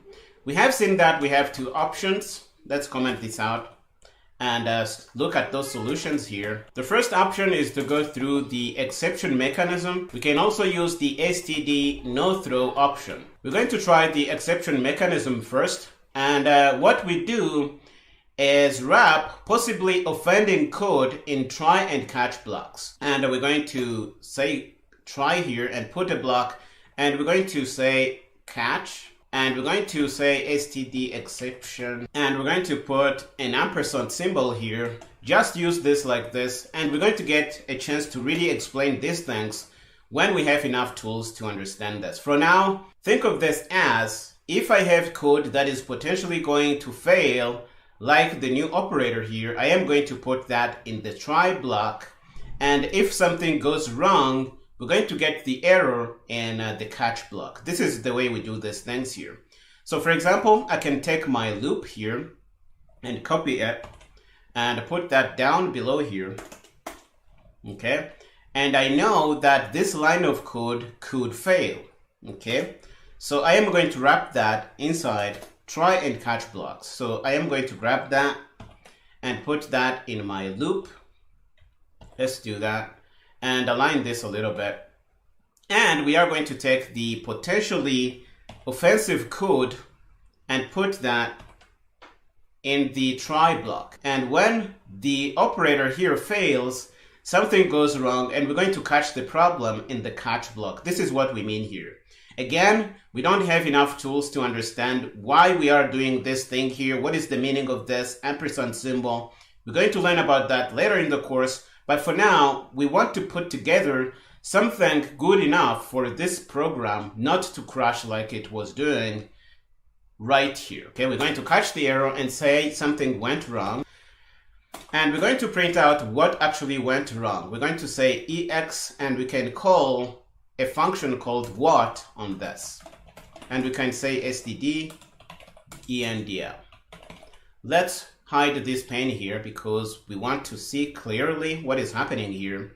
This is how you can prevent your program from crashing, and it is going to end well because now we have handled the problem and we haven't caused a crash like we were doing down here. Now we're going to try and build this code. Let's bring it up a little bit so that it is not messy here. And we're going to build with GCC. The build is going to be good, and we're going to clear and run Rooster, and it is going to do its thing. It's going to keep looping around, and it's going to say something went bad. It's going to hit a point where all these allocations are going to fail, and if we really wait for it, it is going to end, and we're going to see that it's going to end well. Let's try and hit Control-C and terminate it because we don't want to wait for this amount of time. And let's bring that down to 100 and increase this number here. Let's see if that actually works. So we're going to build. For now, we just want to see that the program is not really crashing. So we're going to run Rooster. And you see that it's going to keep running, and at some point, it's going to fail to allocate memory, and it's going to say something went wrong. But if you keep going down, you're going to see that the program is ending well. So what is happening here is that the new operator actually failed, but we caught the problem and could handle it in here. So what is called handling the problem? You're going to handle it in whatever makes sense in your program. If we were, for example, trying to set up a color in some widget in your application, and the color fails, and you fail to set up the color, you may show your user interface in black and white and keep running your program instead of getting a crash. This is just a way to show you that you can handle stuff when new fails. This is one way we can solve the problem. So we're going to look at the second way. The exception mechanism is the first. So we're going to comment this out because we're going to see another way.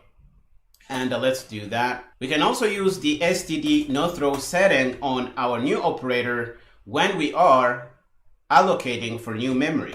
So we're going to do that. And we're going to bring up our loop here.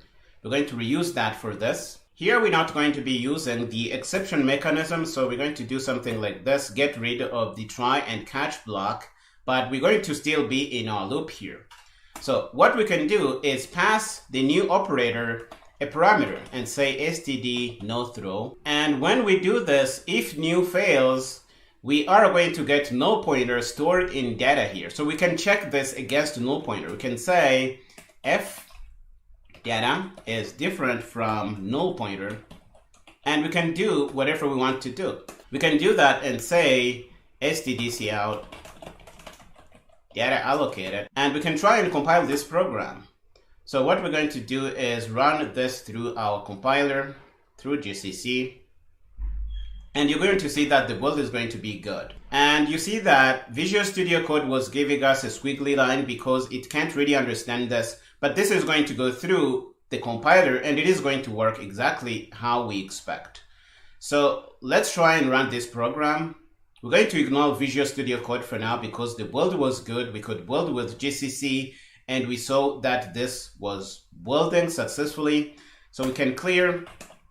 Let's clear properly and run Rooster, and it's going to say data allocated a few other times and the program is going to end. You see that the program is not crashing because we are also handling the problem, but we are going through a new mechanism to do that, and that's using the std no throw option with our new operator here. This is really all we set out to do in this lecture. I hope it is very clear that the new operator can fail, and you have a couple of options at your hands to handle things when new fails. You can either go through the exception mechanism by using try and catch blocks like we did here, or you can use the std no throw option. We are going to stop here in this lecture. In the next one, we're going to learn about null pointer safety. Go ahead and finish up here and meet me there. In this lecture, we're going to explore the concept called null pointer safety. And this is a series of measures you take to make sure that when you are using a pointer, it contains a valid address. If you don't have a valid address inside, you don't use that pointer. And we do that through a series of checks we can do against null pointer. For example, here we have a pointer that is initialized to null pointer implicitly through braced initializers. And what we can do is check if p number doesn't contain null pointer. And this is how we say it in C++. And if it contains null pointer, we're not going to use it. We're going to say it points to an invalid address. This is something you can do. It is simple in nature, but it is going to save you lots of trouble. This is one version we can do this in, but we can also directly plug in p number and use it like this. If it contains null pointer, we're going to get the message printed out that we have an invalid address. If we have something other than null pointer, we're going to have a valid address, and we can do something with that. This is going to work because a pointer can also be implicitly converted into a Boolean expression that our if statement expects here.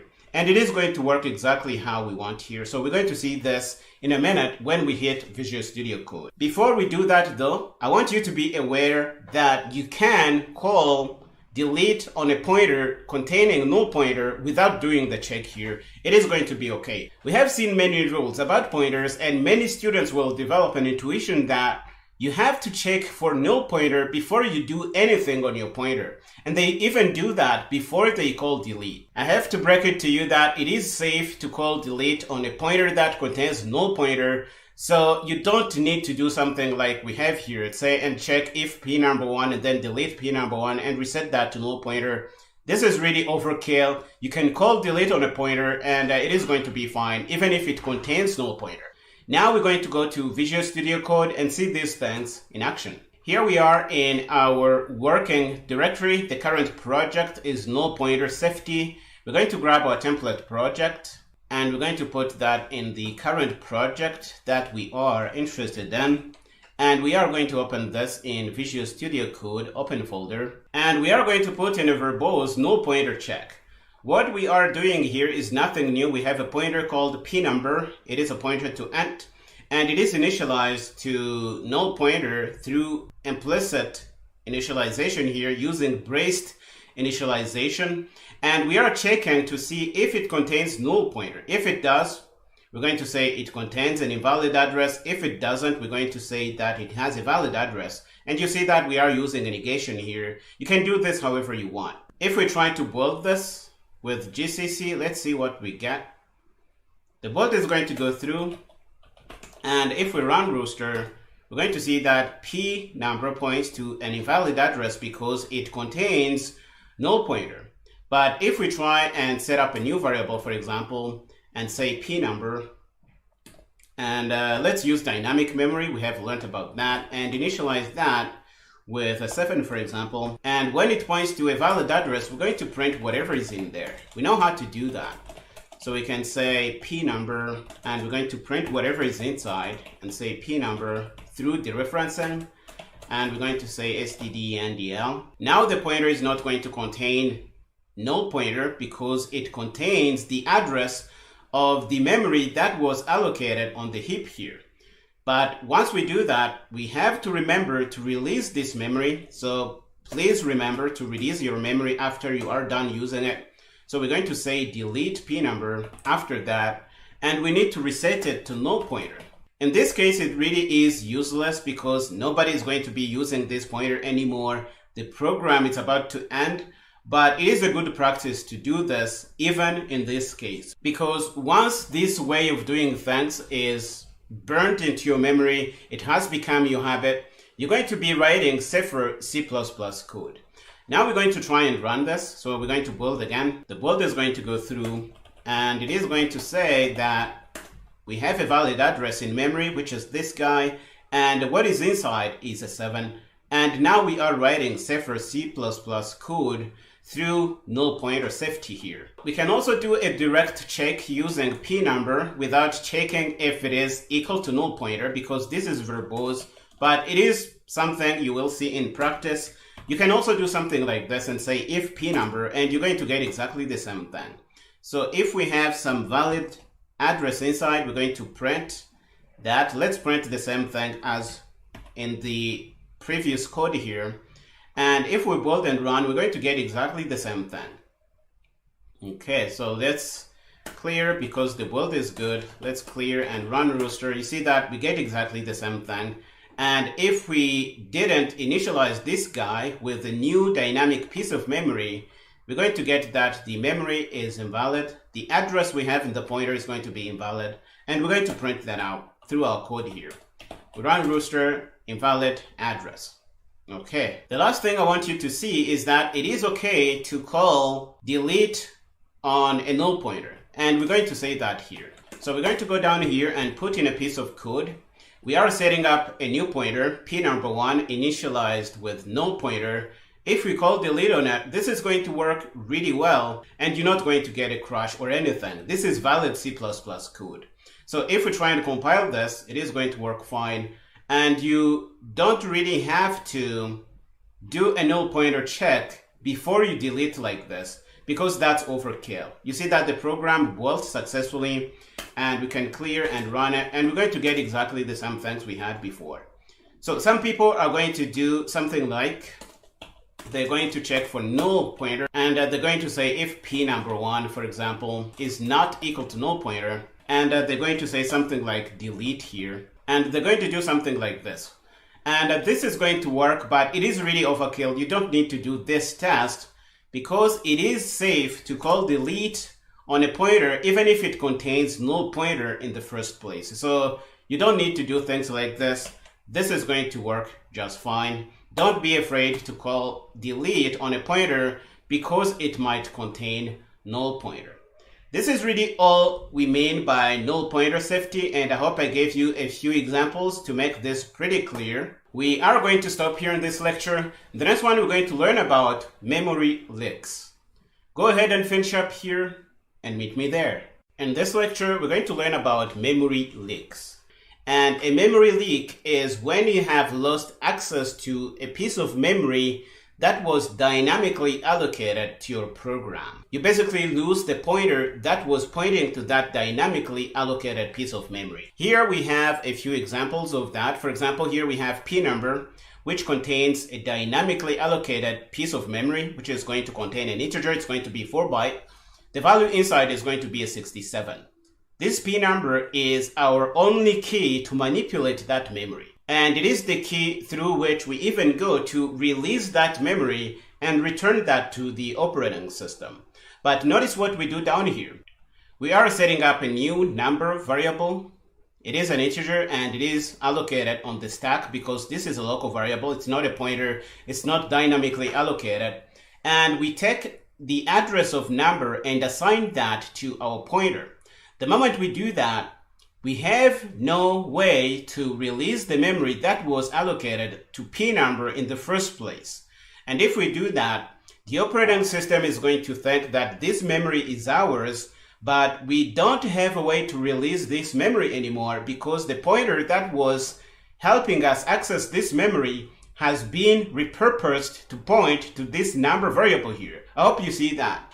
And a memory leak is something like this. When you lose the pointer, that would otherwise be used to release the memory. And your program is basically going to keep using this memory, and the operating system is not going to have a way to reclaim this memory. So it is useless. So you are no longer using this memory because you can't access it and do things with it. And the operating system can't use it either because it thinks it's your memory. Hopefully you can see that this is a really bad situation and you should avoid these things in your application. So do avoid memory leaks like a plague. This is one situation in which we can have a memory leak. Here is another example where we have double allocation. We have a pointer P number 1. It is pointing to dynamically allocated memory again, and the value inside is a 55. If we use this pointer to allocate new memory, the first memory that we were pointing to is going to be leaked.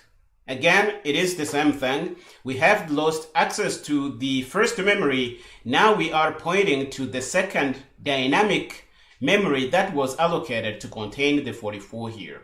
And again, this is a memory leak. Your program has lost access to the memory containing 55 here, and the operating system also thinks that you are using this memory because you didn't explicitly return it to the operating system through the delete operator.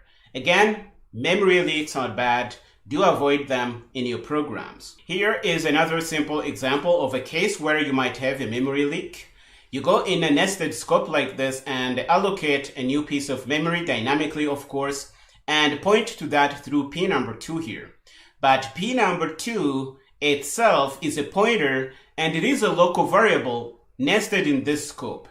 When this scope ends, P number 2 is going to die, but the dynamic memory itself is not going to die. You just lost access to it and you can't access it. Again, this is a memory leak and you should avoid this in your programs.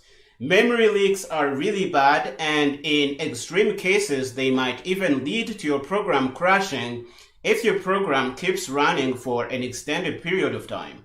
Think of programs like those running in servers, for example. They can even run for 3 months without stopping. And if your program is increasingly leaking memory, the operating system is going to think that you are taking too much heap memory. It's going to terminate your program, like we saw in the lecture where we learned on conditions where the new operator failed. So if you allocate too much memory, then your program can really take. The next operations you're going to do with new are going to fail and your program is going to terminate. The message here is memory leaks are bad. You should avoid them in your programs. And whenever you think that you're no longer using a piece of memory, make sure you delete it and return it to the operating system. You're going to be writing much safer C++ code. We're going to head over to Visual Studio Code and actually try this. Here we are in our working directory. The current project is memory leaks. We're going to bring in our template files and we're going to put them in place in the lecture on memory leaks. And we are going to open this in Visual Studio Code. We are going to clean this up a little bit. Bring this up. Here we have a variable called P number. It is a pointer to int. And we initialize that with the address of a piece of memory that is allocated dynamically on the heap. We store a 67 inside. And here down you see we set up another variable on the stack. Again, this is a stack variable. It lives on the stack. It's not on the heap. And we take the address of this thing and assign that to our pointer here. The moment we do that, we have no more way we can access this dynamic memory and we have leaked it. And this is really bad. The thing is, this program is going to compile. I don't think compilers have a way to stop you from making mistakes like this. So you really have to be careful and make sure that you are not leaking memory in your program. So if we run this program, it's going to run. It's going to run and finish. Let's say that it is ending well. Okay, so we're going to build and see this run. The build is good, so we can clear and run Rooster, and we're going to see that the program is ending well. but we are leaking memory here because the dynamically piece of memory that we allocated here wasn't released to the system. And when we did this assignment here, we just lost access to it. So the operating system is going to think this memory belongs to this program, that is ours here, but your program is either not going to be using this piece of memory because we have just lost the key that would allow us to go and do something useful with this memory here. So this is something bad and you should avoid it.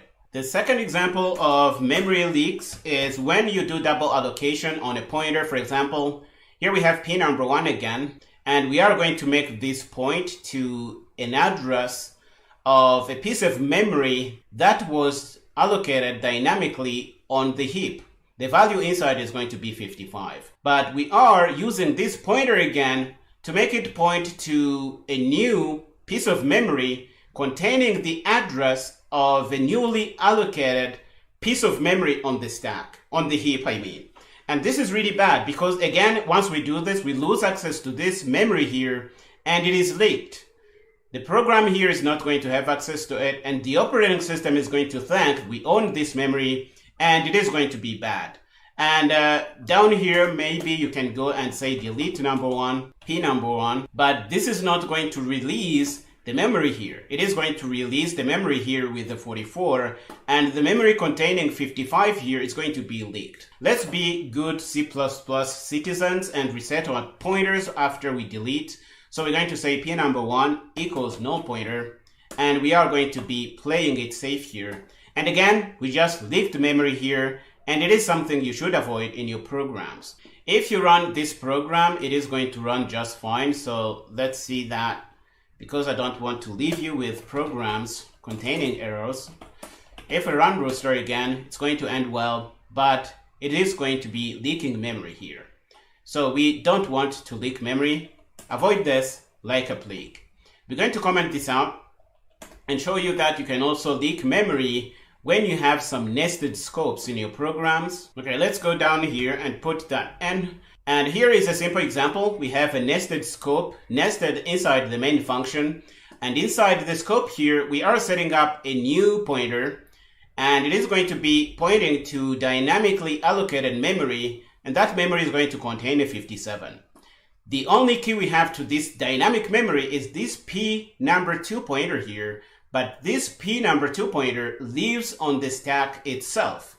So when the scope here is going to end, P number 2 is no longer going to be accessible and the memory is going to be leaked. If you really want to play it safe, you can go do whatever you want with the dynamic memory. And when you are done with that, you can delete that piece of memory here while you still have access to P number 2. But if you don't delete here, in the scope where this thing was declared, if you hit the end of this scope, you're going to lose access to this pointer and you will be losing access to this dynamic piece of memory, and you're going to be leaking memory because you're not deleting it. Even if you want to delete it, you won't be able to do that because you don't have a key that is going to lead you to that dynamic memory. So if we try and do delete P number 2 here, this is not going to compile because we don't have access to P number 2. P number 2 is scoped inside this nested scope here. This is what I mean. So be sure you are aware of this memory leak problem. The cases we have seen here are really extensive enough to give you an intuition on how this is bad. And you're going to be avoiding this in your programs, and you're going to be on your way to become a better C++ developer. This is really all we set out to do in this lecture, to learn about memory leaks, show you a few examples of them. I hope now you understand them. We are going to stop here in this lecture. In the next one, we're going to learn about dynamically allocated arrays. Go ahead and finish up here and meet me there. In this lecture, we're going to look at dynamic arrays. And these are arrays you can allocate on the heap, and they're not going to be stored on the stack like we have seen before. The arrays we have learned about so far have been living on the stack. We want to see how we can allocate arrays on the heap if we happen to need that in our applications. Arrays are allocated on the heap with the new operator. We can also use the std no throw version of the new operator if we don't want exceptions in our C++ programs. Here is a simple example of how you can do that. We have a pointer called pSalaries. It's going to be a pointer to double, and it is going to contain the address to the dynamic memory that we allocate on the heap, which is going to contain an array of doubles of this size here. Okay, this is an array that is going to be initialized with junk values because we are not initializing that explicitly. So this is something you need to be aware of. Okay, pstudents is also going to be containing the address of an array that is going to be allocated on the heap. We are using the std_no_throw version of the new operator because in this case, for example, we might not want exceptions. And we're going to say that it is an array of events. It's going to be this size, but we are using braced initializer. So this is going to be initialized to 0. All the values inside are going to be initialized to 0. This is what we mean here.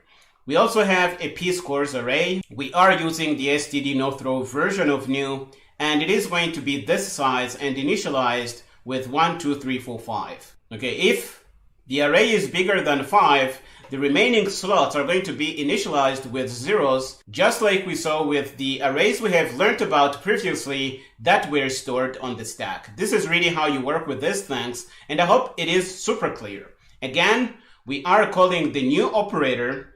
This is going to allocate however memory space is needed to store these things on the heap.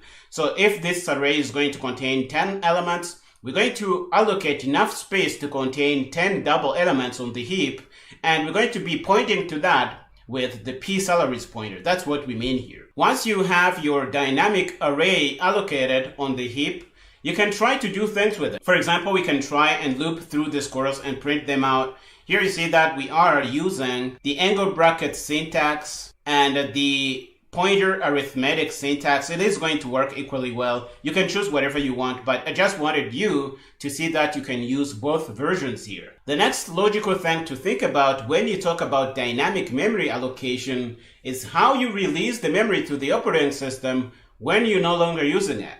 And this is the syntax to do it with arrays. You say delete, you put angle brackets, and you say the pointer that was used to allocate that memory in the first place. And after you do that, you have to remember to reset the pointer to null pointer because you are a good C++ citizen. And this is really all we had to say in this lecture. This is how you dynamically allocate arrays on the heap. Before we head over to Visual Studio Code and play with this though, I want you to keep in your mind that arrays you allocate dynamically on the heap are very different from the arrays that we have learned about before. And that's because they don't work with std size and they don't work for range-based for loops. And the reason for all these limitations is that when you do something like this, the array really decays into a pointer and it loses information that would otherwise be used to deduce the size that is used by std size. And there are other things that are used by the range-based for loop that they lose when you store and refer to them using a pointer like this. That's why we have this limitation. Keep this in mind if you are using a dynamically allocated array on the heap. You're going to be using other techniques to deduce its size, and it is not going to work with a range-based for loop. So we will have to use other kinds of loops that we have learned about in this course, and it is going to work pretty well. This is really all I had to share in this lecture. Now I think it's time we went to Visual Studio Code and actually tried this out. Here we are in our working folder. The current project is dynamically allocated arrays. We are going to grab our template files and put them in place. And we're going to put that in the current project and open this in Visual Studio Code like we always do. And we are going to go down and put in some starter code we can play with here. We're going to click on this file icon to remove this pane. And we're going to try and show the code here. And again, you see that Visual Studio Code is freaking out when it sees the std_no_throw version of the new operator here. But it is going to work when we hit the compiler. Okay, so we are allocating 3 arrays on the heap dynamically, and we are going to be storing the addresses to these arrays in these pointers. For example, pSalaries is going to store the address to this dynamic array, which is going to be living on the heap. And it is going to be the same case for p students here and p scores. I don't think there is much to explain here because we have already learned about arrays. We know about the size of an array. We know that it is a piece of contiguous memory location that is going to be storing variables of the same type. This is really what we're going to have. So let's try and compile this and see that it actually goes through our GCC compiler and it is going to work fine. And another thing you should notice is that this is really compiling even if what we are using to store the size of the array is not const. Remember, for stack arrays or static arrays that we had on the stack, we had to make sure this guy here is const. Okay? That was a requirement, and if you didn't fulfill that, your code wouldn't compile. Now you see that with dynamic arrays, the code is actually compiling even if it's not const. And this is something you should be aware of. Let's build this again. I just messed up my things here. And the build is good. If we go down and run it, we're not going to see anything really because we're not having any output in this program. But this is how you can allocate space for a dynamic array on the heap. Now let's try and print some of the data in this scores here. Let's go down here and actually do that. We are going to do a null pointer check because we want to make sure that memory was actually allocated for the p scores array. And after we do that, we're going to look for size times, and we're going to be printing whatever element is at each iteration, the index at each iteration. And you see that we can either use the angle brackets notation or the pointer arithmetic notation. It is going to work equally well. If we build this, let's bring up our terminal. We haven't opened one. And let's go down and clear and run Rooster. You're going to see that successfully allocated memory for scores. And we're going to be printing the data. First, using the angle brackets notation. Second, using pointer arithmetic. And you see that it is working pretty well. One thing you should have noticed now is that we haven't actually released the memory that we have allocated here, and this is something really bad. So we're going to see how we can do that. We have allocated space for salaries, p students, and scores. So let's go down and do that, and we're going to say delete, and we're going to have angle brackets because this is an array we are releasing memory for, or to be exact, a dynamic array which was allocated on the heap. So we're going to say p salaries, and we're going to reset that pointer to null pointer because we are good C++ citizens. So we're going to do that, null pointer. And we're going to do the same thing, delete. We are deleting space for a dynamic array, so the angle brackets here, the square brackets, I should say. And we are going to delete p students, I think, yes. So we're going to say p student, and we're going to say p students, and we're going to reset this to null pointer, and we're going to do the same for p scores. Let's grab this here. That's what we want. No, that's not what we want. We're going to say delete and say square brackets ourselves, and we're going to say p scores, and we're going to release that and say p scores and reset this to null pointer. Now we are really playing it safe, and our program is going to release the memory that we allocated in these three statements here.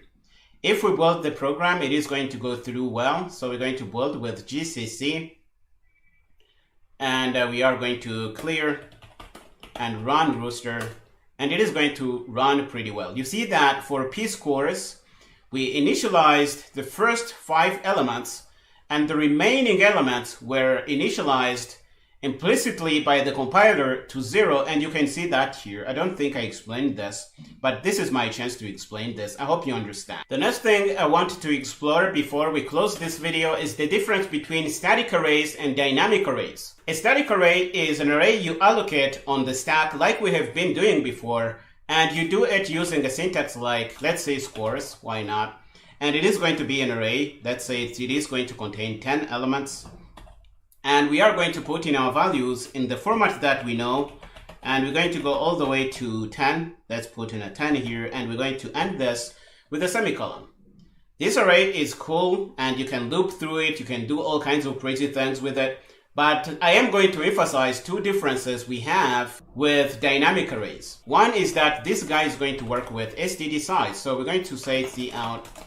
Okay, this is going to work. If we compile this, we're going to get a good build, at least I hope. Yes, the build is good. And if we run Rooster, we're going to get scores size is 10. The other thing is that you can use a range-based for loop to loop through this guy here. So for example, we can say for auto score, S for score in scores, and it is going to work. So let's go down and say what we are doing here, or we can even say a single line to separate things here. I don't want to be confused, so I am going to do something like this so that I know where my output here is going to start. So I am going to build this with GCC, of course. The build is going to go through, and if I clear and run Rooster, I am going to see that the size is 10, and I am going to print my elements here with a range-based for loop. Okay, let's see how these things behave when we use a dynamic array. We are going to set up a similar array, but on the heap, which is going to live on the heap. This array here is the static array in that it is going to live on the stack. You have to be aware of these differences. Okay, we're going to do another one which is going to live on the heap. And the way we do that, we say int pointer, let's say pscores1 to make sure this is different from pscores that we have on top here. And we're going to have 10 elements inside. And we can even initialize this guy exactly like we are doing here. But the data is not going to live on the stack. The data is going to live on the heap. If we do something like this, first, let's make sure that the code compiles. We're going to try and run this through GCC and watch the compiler output here. The build is good, so this is valid C++ code. We can try and use std size on that, and we're going to go down and do that. And if we do that, we're going to say pscores size, 1 size, and say pscores. If we try to pass this pointer here, you're going to see that Visual Studio Code is going to freak out because this won't work. The array here has decayed into a pointer when we refer to it using a row pointer like this. So we can't really use it inside std size. So if we look at this, we're going to get a weird compiler error, but this is going to be the problem here. Okay, so you can't do this with dynamic arrays. This is one limitation. The other is that you can't use dynamic arrays like we are using a range-based for loop here. So if we grab this loop and try to work with it on pscores, for example, this is something somebody might want to do. Let's say pscores1, okay, and try to print something inside. You're going to see that this is not going to work. The compiler, Visual Studio Code, is not going to like it first. And if we try and run this through GCC, we're also going to get a weird compiler error. And the problem is going to be that pscores is really not an array. It is just a pointer that is pointing to some location in memory. That's all it is. And it doesn't have information that could be used otherwise to loop through elements like we can do for a real static array that is living on the stack. Again, let's be super clear here and say that this array is going to live on the heap. You have to understand these things. But this is really not a big limitation because you can store the size of this guy in some variable and refer to it if you need that. And you can loop through the array exactly like we did here using size, and it is going to work pretty well. So don't be afraid to store your arrays on the heap if that's what you need in your application. It is going to work pretty well. You just have to be aware of some limitations that come with doing things this way here. This is really all we set out to do in this lecture. I hope you have a better idea about dynamic arrays. You set them up like this. The size here doesn't have to be const like we have with static arrays, and they have a few differences compared to static arrays that were stored on the stack, in that std size doesn't work for them, and they don't work with range-based for loops. Other than that, dynamic arrays are really cool, and you should use them when that helps whatever it is you are designing. Welcome to this new chapter where we are going to be talking about references.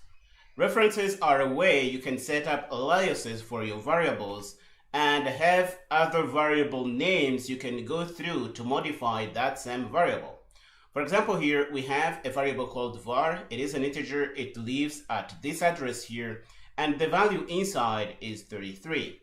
If we set up another alias to it as var alias, we can go through this var alias variable and use it in pretty much the same way we use the original variable. And this is going to come in handy in many situations, as we are about to see in this chapter. We are going to start in the next lecture and see how we can declare, initialize, and use references in our C++ applications. Go ahead and finish up here and meet me there. In this lecture, we're going to see how we can declare and use references in our C++ application. Again, a reference is an alias variable that you can use to reference an original variable and use that reference in pretty much the same way you use the original variable. Let's see how that can work in C++. Here is a simple example. We have two variables. One is an integer. We have 45n. The other is a double. We have 33.65n. We want to set up references to this variable, and the syntax is ridiculously easy. For the int value, its reference is going to be something like int ampersand. You put the ampersand symbol, you say the name of the reference, and you initialize this with the value in the variable that you want this to reference. So reference to int value is going to be referencing our integer here, and we can use this name to reference this variable here, and it is going to be like we are using the original variable, which is int value here. You're going to see how this works in a minute. We can do the same using assignment initialization, and down here you see that we have an example for the double value, and we have a reference to it. Once we have these references, we can use them like we use the original variables. For example, if you come here, you see we are printing stuff out. If we print int value, we're going to get the value printed out. If we print double value, we're going to get the value printed out. We can also print through references. You're going to see that they are going to print exactly the same value as we have in the original variables. But the interesting thing is going to be that if you print the addresses through the original values and print the addresses through the references, you're going to get the same addresses printed out, which is really going to say these two variable names are almost exactly the same thing in C++. And this is really cool. You can use the reference as if you are using the original variable name in your C++ code. We're even going to try and go through the sizes and print them out, and you're going to see that they are going to be exactly the same thing. And we are going to see how important this can become in C++ code as we go through this chapter. Okay, now that we have the reference declared, we can go through that and modify the value. And if we do that, the changes are going to be reflected in the original variables. And if we print stuff like this again, we're going to see that the changes are going to be reflected in the original variables. Okay, if you modify the original variable, the changes are also going to be reflected in our references. And this is exactly what we would expect from our references. Okay, so this is really all there is about references. They are aliases to your variables, and you can use them pretty much the same way you use your variables. Let's head over to Visual Studio Code and see some of these things in action. Here we are in our working directory. The chapter is references, and the lecture is declaring and using references.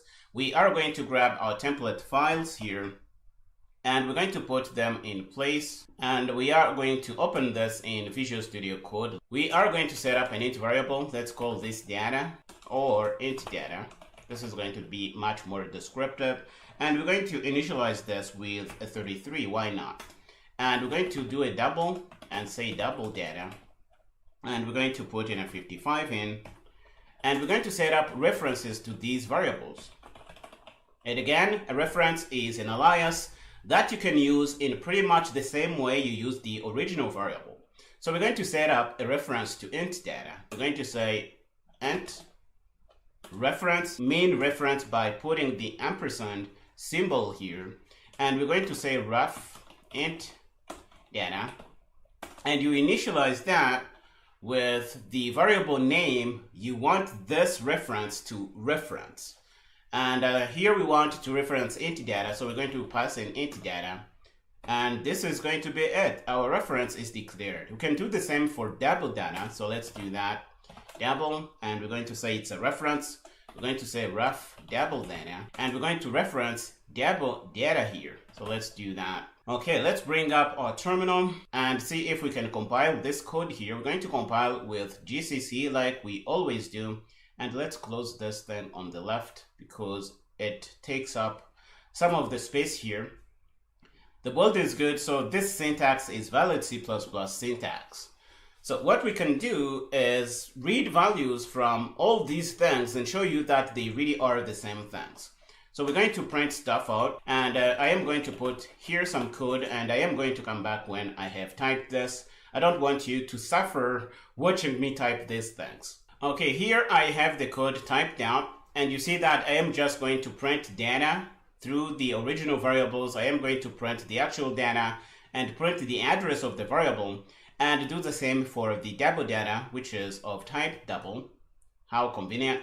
And we're going to print references. We're going to print the reference and the address of the reference, and we're going to do the same thing for our ref double data here. Let's try and build this with GCC. So we're going to run the task to do that, and we are going to clear.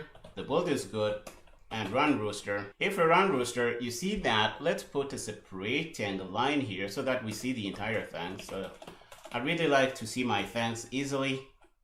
So let's do that and build again. Okay, the build is good. We can clear and run Rooster now. And we're going to see the original data. Int data is 33. The address is this guy here. We have double data. The value is 55, and this is the address. If we look at our references, we have exactly the same thing. The addresses are even the same. It really is like we are using the original variable, and this is really cool. It can allow you to pass data around much easily using references, and whatever you are using when you have sent this data, for example, to some other file or some other function, you're going to be affecting the same data. Okay, so you're not going to be making copies, and we're going to see how cool this can be, especially when we get to working with functions. This is going to be super cool. Okay, now we have seen that the references are really referencing the original values. Let's try and modify the data through the original values and see that the references are going to pick up the changes. Let's do that. We're going to take int data and change that to 111, and we're going to take double data and change that to 67.2. Why not? And after we do this, we're going to print data again. So we're going to grab the code here and use that again here, and we should see the same changes applied. So we're going to build with GCC. The build is going to be good, as you see here. And if we clear and run Rooster, we are going to see that the value is 55. Let's put a separation line in here. This is cramped, and it is really hard to see what is happening here.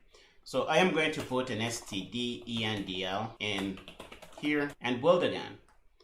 So let's do that. And the build is good, so we can clear and run Rooster again. And now we see things separated out, and it is easier on the eye. Here we have int data to be 33 and double data is 55. And we are going to print our references, which are going to pick up the same things because a reference is really an alias to the original variables. But if you go down, you're going to see that the data has actually changed. Int data has changed to 111. And double data has changed to 67.2. And the interesting thing is that the references have also picked up those changes because they really are referencing the same things in memory. It's like we are using the original variable to read these things like we are doing with references here. And this is really cool. Here we have used the original variables to modify data, but we can also modify the data through references, and the original variables are going to pick up those changes. So let's do that. We're going to say ref int data, and we're going to change this to 12, for example. And let's use 1014 or 12. This is going to do. We're going to do ref double data, and put in another large number, let's say 1000.45, why not? And we're going to print the data again. So we're going to grab this and print stuff out again. So we're going to go down and put in the code to print stuff. And you see it's going to use the original variables and the references, and we should see the changes reflected in our terminal here. So let's do that. And we're going to build with GCC as we always do. The build is going to be cool. We're going to clear and run Rooster. We're going to see that we have 33 and 55. The references are going to pick that up. That's what we have here. We're going to put in 111 and 67 through the original variables, and the references are going to be picking that up. And we're going to use references and modify data. You see that the original variables are also picking that up because we are really modifying data in the same memory location. That's why these changes are being shared between references and the original variables. And this is really all we set out to do in this lecture, to show you how you can set up a reference and prove that the changes we do either through original data or references are reflected between these two guys, meaning references and the original variables. We are going to stop here in this lecture. In the next one, we're going to do a comparison between pointers and references because they seem to be doing quite the same thing. Go ahead and finish up here and meet me there. In this lecture, we're going to be looking at the similarities and differences between references and pointers. Okay, we know that a pointer is really something that is going to store the address of a variable, and we can go through that pointer and modify the original variable or really do things with it. But in the last lecture, we saw that we could also do the same thing with references. So why have these two mechanisms in place, and what are the differences between them? Here is a simple slide that I put together to put the important points about references and pointers together. The first thing is that if you use references, you are not going to go through the star symbol to the reference and get to the value you are manipulating. So that's going to really feel like you are using the original variable. But with pointers, you are going to go through the referencing. So that's the first difference. Another thing about references is that you can't change them to reference something else later. But with pointers, we saw that we could do that. We can change a pointer to point somewhere else if it happens to be a non-const pointer. The other thing is that for references, you have to initialize them at declaration. You can't declare a reference and not initialize that. If you do that, you're going to get a compiler error, and we're going to see that in a minute.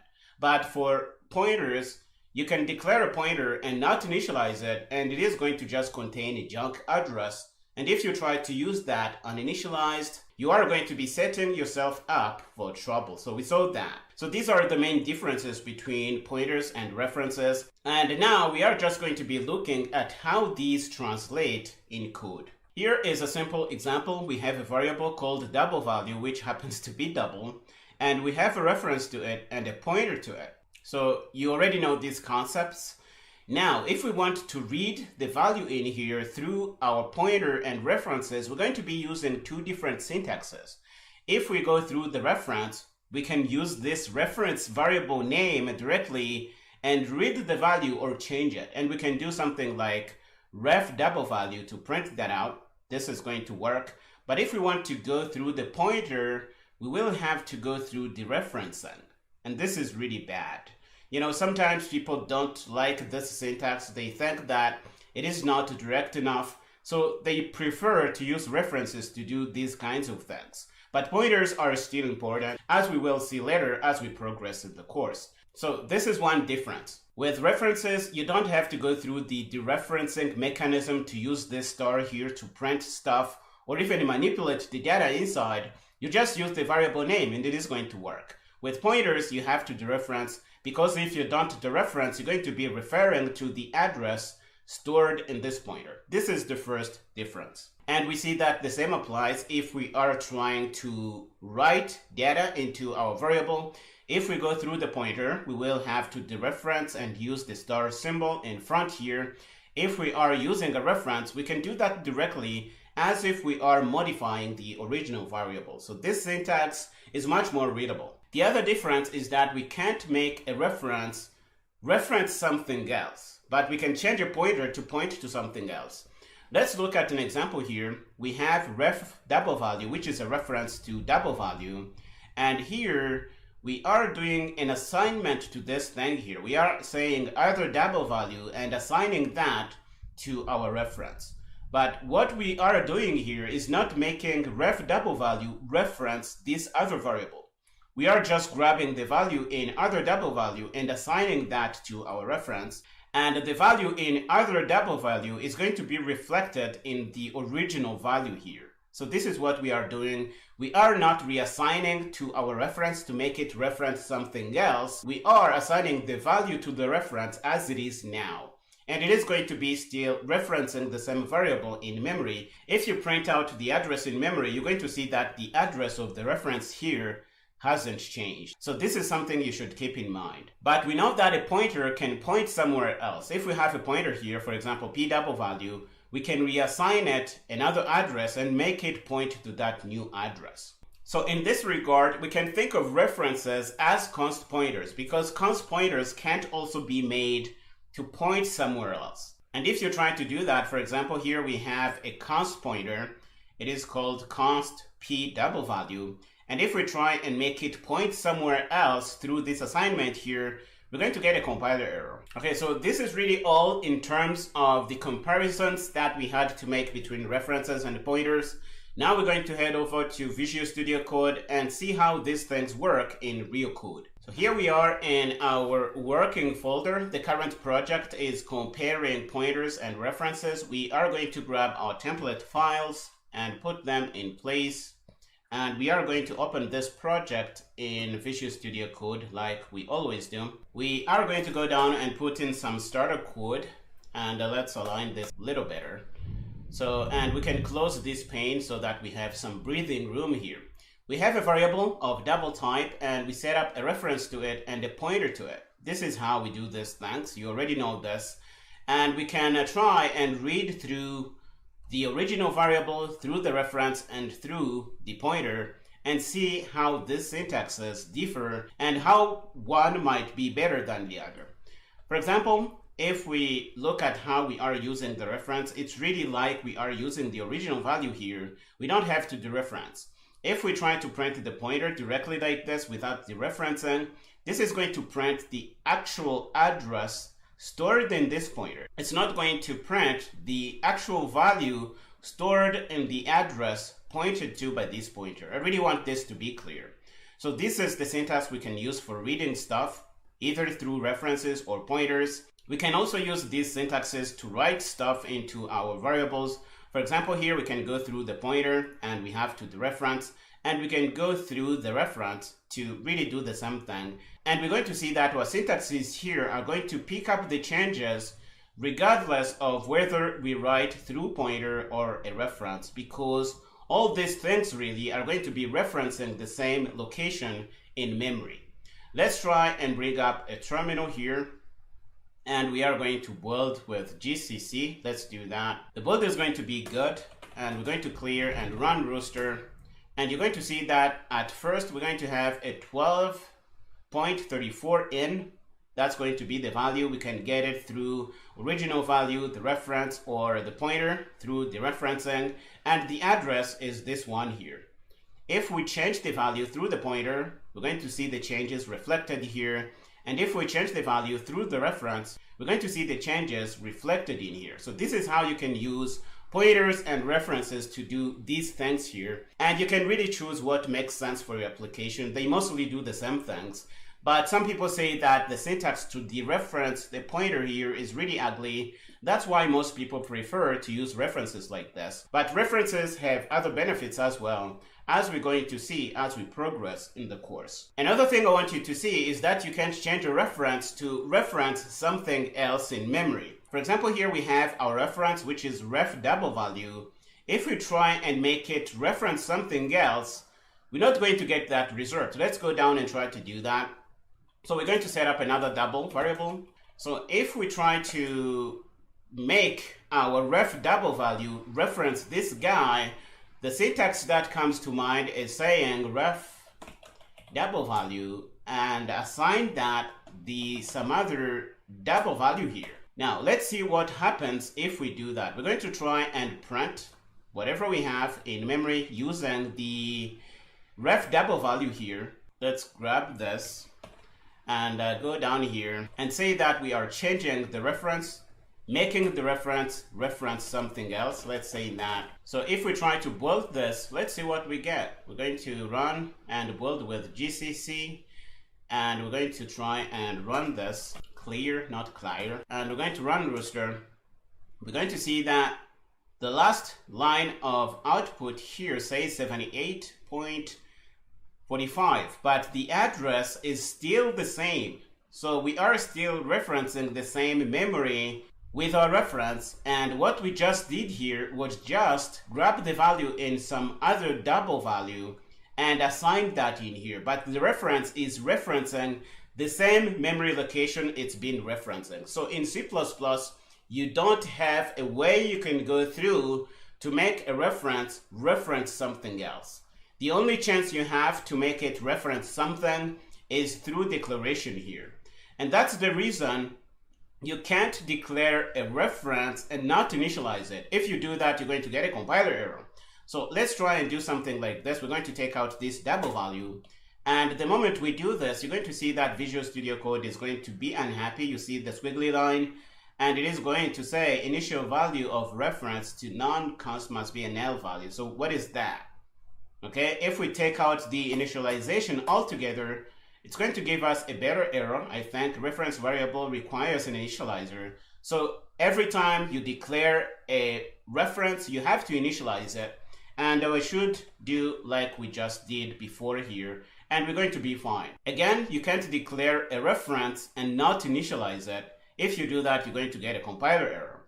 And the reason is that this is the only shot you got to make your reference something else. Okay, if there was a way for you to bypass this and let the compiler compile this, you would never get another chance to make this guy actually reference something, and it would really be a useless reference. So make sure you understand this. You can't make a reference something else. And if you try to do something through a syntax like this, you're going to be assigning the value of whatever variable you have to the reference. You're not going to be making the reference referencing something else. The reference is going to keep referencing the same variable in memory as we have seen here. So let's say what we were trying to do here, but we know that we can make pointers reference something else.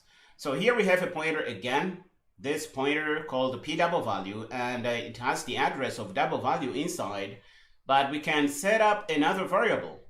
Okay, so we can make that reference this other variable here, and let's do that. You're going to see that our pointer now is going to be containing another address. So what we can do is say p double value, which is our new pointer, and we're going to assign it the address of some other double value. And if we print the data now and go down, we are going to say make the pointer point to something else. That's what we are doing here. And we're going to say the same thing here through a comment. And if we print this, try to guess what we're going to get. The pointer is going to contain a completely new address. Because we can do that, we can make it point to somewhere else. Let's run Rooster. And we're going to see our data here. Let's make sure we see the entire thing. Okay, I think this is the data we have. Let's go up again. There's no harm in that. So we have our things that we have seen before, but what is going to be important here is that p double value now contains a new address. Okay, so this is really important, and you have to understand that. So we made the pointer successfully point to something else, and if we change the data in the pointer now, we're not going to be affecting the data we have in here in double value. We're going to be affecting the data we have in some other double value here. Let's do that. We're going to change the data through the pointer. So we're going to say p double value, and we're going to change this to 555.5. And now we can print the data and see that things have changed in memory. And we can print this to see the differences here. But before we do that, let's also print the address of the original variable and the address, because for now we are just printing only the address through the pointer. So what we can do here is grab stdc out and say address of double value, and we're going to put that out through stdc out. Okay, we're going to do that, and we're going to print the address of the reference. Why not? Ref double value, and we're going to put that out as well. We're going to say address of ref double value, and we're going to say std_end_out, and after that we are going to grab the entire thing here and print it out after we modify the value in the pointer. I hope this is going to show things in a much more clear way. So we're going to build this with GCC. Let's do that. The build is good, so let's clear and run Rooster. And what you're going to see is that now the original variable is living at address here, which we can see in our reference, but the pointer now is pointing to something else. No wonder that the changes we did through the pointer are not being reflected in our double value, because these two variables now are living in different memory locations. I really hope you see that. And this is really all we had to share in terms of the differences between pointers and references. I hope you have a clear picture of what these two things are. And we are going to stop here in this lecture. The next one, we're going to see how the const keyword works with references. Go ahead and finish up here and meet me there. In this lecture, we're going to see how the const keyword can be used with references. And again, the idea is to set up an alias to a variable and make it const so that we can't go through it to modify the original variable. This is the syntax we use to set up a non-const reference that we have seen so far. So for example, we can say int age, put in a value 27 in this case, and set up a reference to age and initialize that with the age variable. Once we do this, ref age can be used to modify this age variable here and whatever is inside. For example, we can go through ref age to increment the age, and if we print the age now, we should get a 28 printed out, because this reference is going to change these two things at the same time. Or another way to say this, these two things, age and ref age, are referencing the same memory in your computer. So if you change one, the other is going to pick up the change. We can also set up a const reference, and the syntax is ridiculously easy. You say const int reference like this, and your reference is suddenly const, and you can't go through it to modify the original variable. If you need something like this in your application, this is how you do it. You can also duplicate the behavior with const references with pointers, and for that we can use a construct like const int pointer const. This is going to set up a const pointer to const, which we can't use to modify the value that we are pointing to, but it can't also be used to point to something else. So this is going to simulate the behavior we have with references. And you can do that if you want. And please note that we have no such thing as const int reference const. This is going to give you a compiler error because we have no such concept in C++. And my head is hurting right now trying to think about what this would even mean. And another thing I want to make clear before we head over to Visual Studio Code and play with us is that the const keyword is going to apply to the variable name that you apply it to. For example, here we have const reference age, which is going to be a const reference, but this doesn't mean that the age variable here has to be const. Okay, it can be const or it may not be const, but the const here applies to this variable name, const ref age, and we can't go through this variable name and modify the age. If you're trying to do that, we're going to get a compiler error. Now we can head over to Visual Studio Code and play with us. Here we are in our working directory. The current project is reference and const. We're going to grab our template files pretty quick. Let's do that. And we're going to put them in place. And we are going to open this in Visual Studio Code. We are going to review the references we have seen so far in this little example here. We have the age variable. It has a 27 inside and it is an int, and we have a reference to it. And this reference is not const. So we can go through this reference, modify the age, and if we do that, this is going to work. And if we print the age here, we're going to see that it has turned into a 28. And we can try and print this through the terminal. so that you can see this for yourself. So let's run the task to build with GCC. We are going to clear and run rooster. And if we do that, you're going to see age is 27, now it is 28, and we have successfully modified data through our reference here. But if we change this reference to be const, we won't be able to do that anymore. So let's try and make it a const reference. If we do that, we're going to get a compiler error if we try to do something like this, because this is now a const reference. We're going to go through it to modify our data here, and we're going to get a compiler error. Here we have Visual Studio Code complaining here, but if we ignore that and go through the compiler, we're going to see that we get the same compiler error. We can't increment a read-only reference, which is this ref age here. So this is what a const reference really is. You can't go through it to modify the data that is being referenced. And another thing I want you to really understand is that this const keyword here has nothing to do with the original variable. This is a const reference. We can't go through it to modify the age variable, but this doesn't matter if age is either const or not const. The constness here applies to this variable name here. So this const age may be const. If it's const, it's going to work equally well, and we're going to still get a compiler error here. If it's not const, it's going to be the same. The const we have on our reference applies to this reference variable name here. This is what I want you to understand. Okay, this is what a const reference really is. Another thing we want you to see is that we can simulate the same behavior with pointers. So let's set up a const pointer to const on this age here, and we're going to see that we can have the same behavior. But for that, we're going to have to comment this out because we don't want noise output.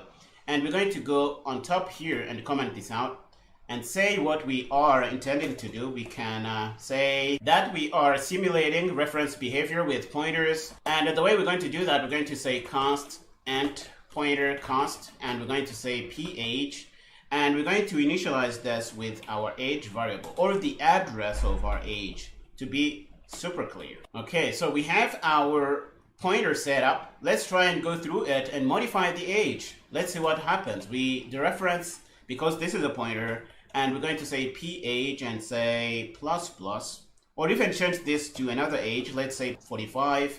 And if we do this, we're going to get the same compiler error. So if we build this, let's clear here, clear, not clear, and build again, we're going to get another compiler error saying that we can't modify something that is read-only, assignment of read-only location. This pointer can't be used to modify the data in this age location here. So this is the same behavior with references, because a reference by default can't be made to point somewhere else. We had to make this pointer also a const pointer, preventing us from making it point to other locations. So this is how you can simulate references with pointers. And this is really all we set out to do in this lecture. I hope you found it interesting. The main idea was to let you know how you can work with const references. And once you have a const reference, you can't go through it to modify the original data. If you do that, you're going to get a compiler error. Welcome to this new chapter where we will be doing cool stuff with text data. We have seen that we can model a character array and store in a bunch of characters, and we could, for example, call this character array message and manipulate it in memory. In this chapter, we will see that this is actually the way text data is stored in C++, and we have a lot of facilities built on top of this character array construct to make it easy to work with text data. We will see that we can use character arrays to model C strings, which are a facility we use in C++ to handle text data. And we will see that there are a few built-in facilities we can use to manipulate that. We can get the length of a string, we can concatenate strings and put them together, we can copy strings, we can search for data inside strings, we can do all kinds of crazy things. But we will see that C strings are not that easy or convenient to work with. For example, you need to keep track of how big the string is in memory. You need to also remember to make sure it ends correctly, and we will see the details about that in this chapter. Long story short, C strings are not safe or convenient to work with in C++. And C++ provide another type that really builds on top of character arrays, but it gives us an easier interface to work with, and we can just focus on storing in the data and doing stuff with it in our C++ programs. And the big idea about what we're going to be doing in this chapter is learn about the facilities we have in C++ to handle text data in our C++ programs. In the next lecture, we're going to start and show you how you can manipulate individual characters in a character array. Go ahead and finish up here and meet me there. In this lecture, we're going to be learning about some facilities in the C++ standard library that can help us manipulate characters. And here are a few things you might want to do with those facilities. For example, you might want to know if a character is alphanumeric, or if it's a number or a character. You might want to know if it is alphabetic. You might want to know if it's a blank character. You might want to know if it's a lowercase or uppercase character, depending on what you want to do in your application, of course. There are facilities to check if characters are digits. There are even those that help us, transform characters, make them lowercase or uppercase. And we're going to see these examples here. All of these are documented at cppreference.com, so you can go there and find the documentation. Here is the same link opened in my browser. You see that they live in the CC type library, so you need this included if you want to use them. And you see that there is quite a bunch of them. We are going to cover just a section of them, and I will leave you to use the documentation if you need to use any more of these guys. Our first example here is going to help us check if a character is alphanumeric. And the function we're going to use from the C++ standard library is std_is_alnum. And you just pass it a parameter of a character, and it's going to tell you if a character is either alphanumeric or if it's not. If it is alphanumeric, you're going to get a value that is different from 0, which can be treated like a true. If it's not, you're going to get a value that you can treat like a 0. And how do I know this? Well, we can check the documentation. So if I come back to our link here, and there is a function here, is_alnum, I can open it in another tab, and it is going to tell me what this function does. Checks if the given character that you pass as a parameter here is an alphanumeric character as classified by the current C locale. So it's going to tell us if the character is alphanumeric or not. You give it a character, and what you get from it is the return value here. It's going to return a non-zero value if the character is alphanumeric. So this non-zero value, which is an integer because that's what we get out of this function, is going to be treated like a true. And if this character here is not alphanumeric, we're going to get 0 that we can treat like a false. This is really cool. And if you go down here, you're going to find a few examples. I don't want you to worry about this C locale thing. It is a setting that allows you to say more about the meaning of the characters that you are storing in memory. But for now, we're just going to be happy with the defaults and use this function as is. It is going to work enough well. Okay, here is our function again. So here C is alphanumeric. We expect to get a value different from 0 because C is alphanumeric. And the second example here is not alphanumeric, so we expect to get a value that is equal to 0. And we can use the return of this function in a test. For example, we can say a character, we put in a star here, it is called input char, and we say if is alnum, and we pass this character, we're going to print out this character is alphanumeric. If it's not, we're going to print is not alphanumeric. You can do that, and you can do all kinds of crazy tests in your C++ applications. Here is another example that we can use to know if the character is alphabetic.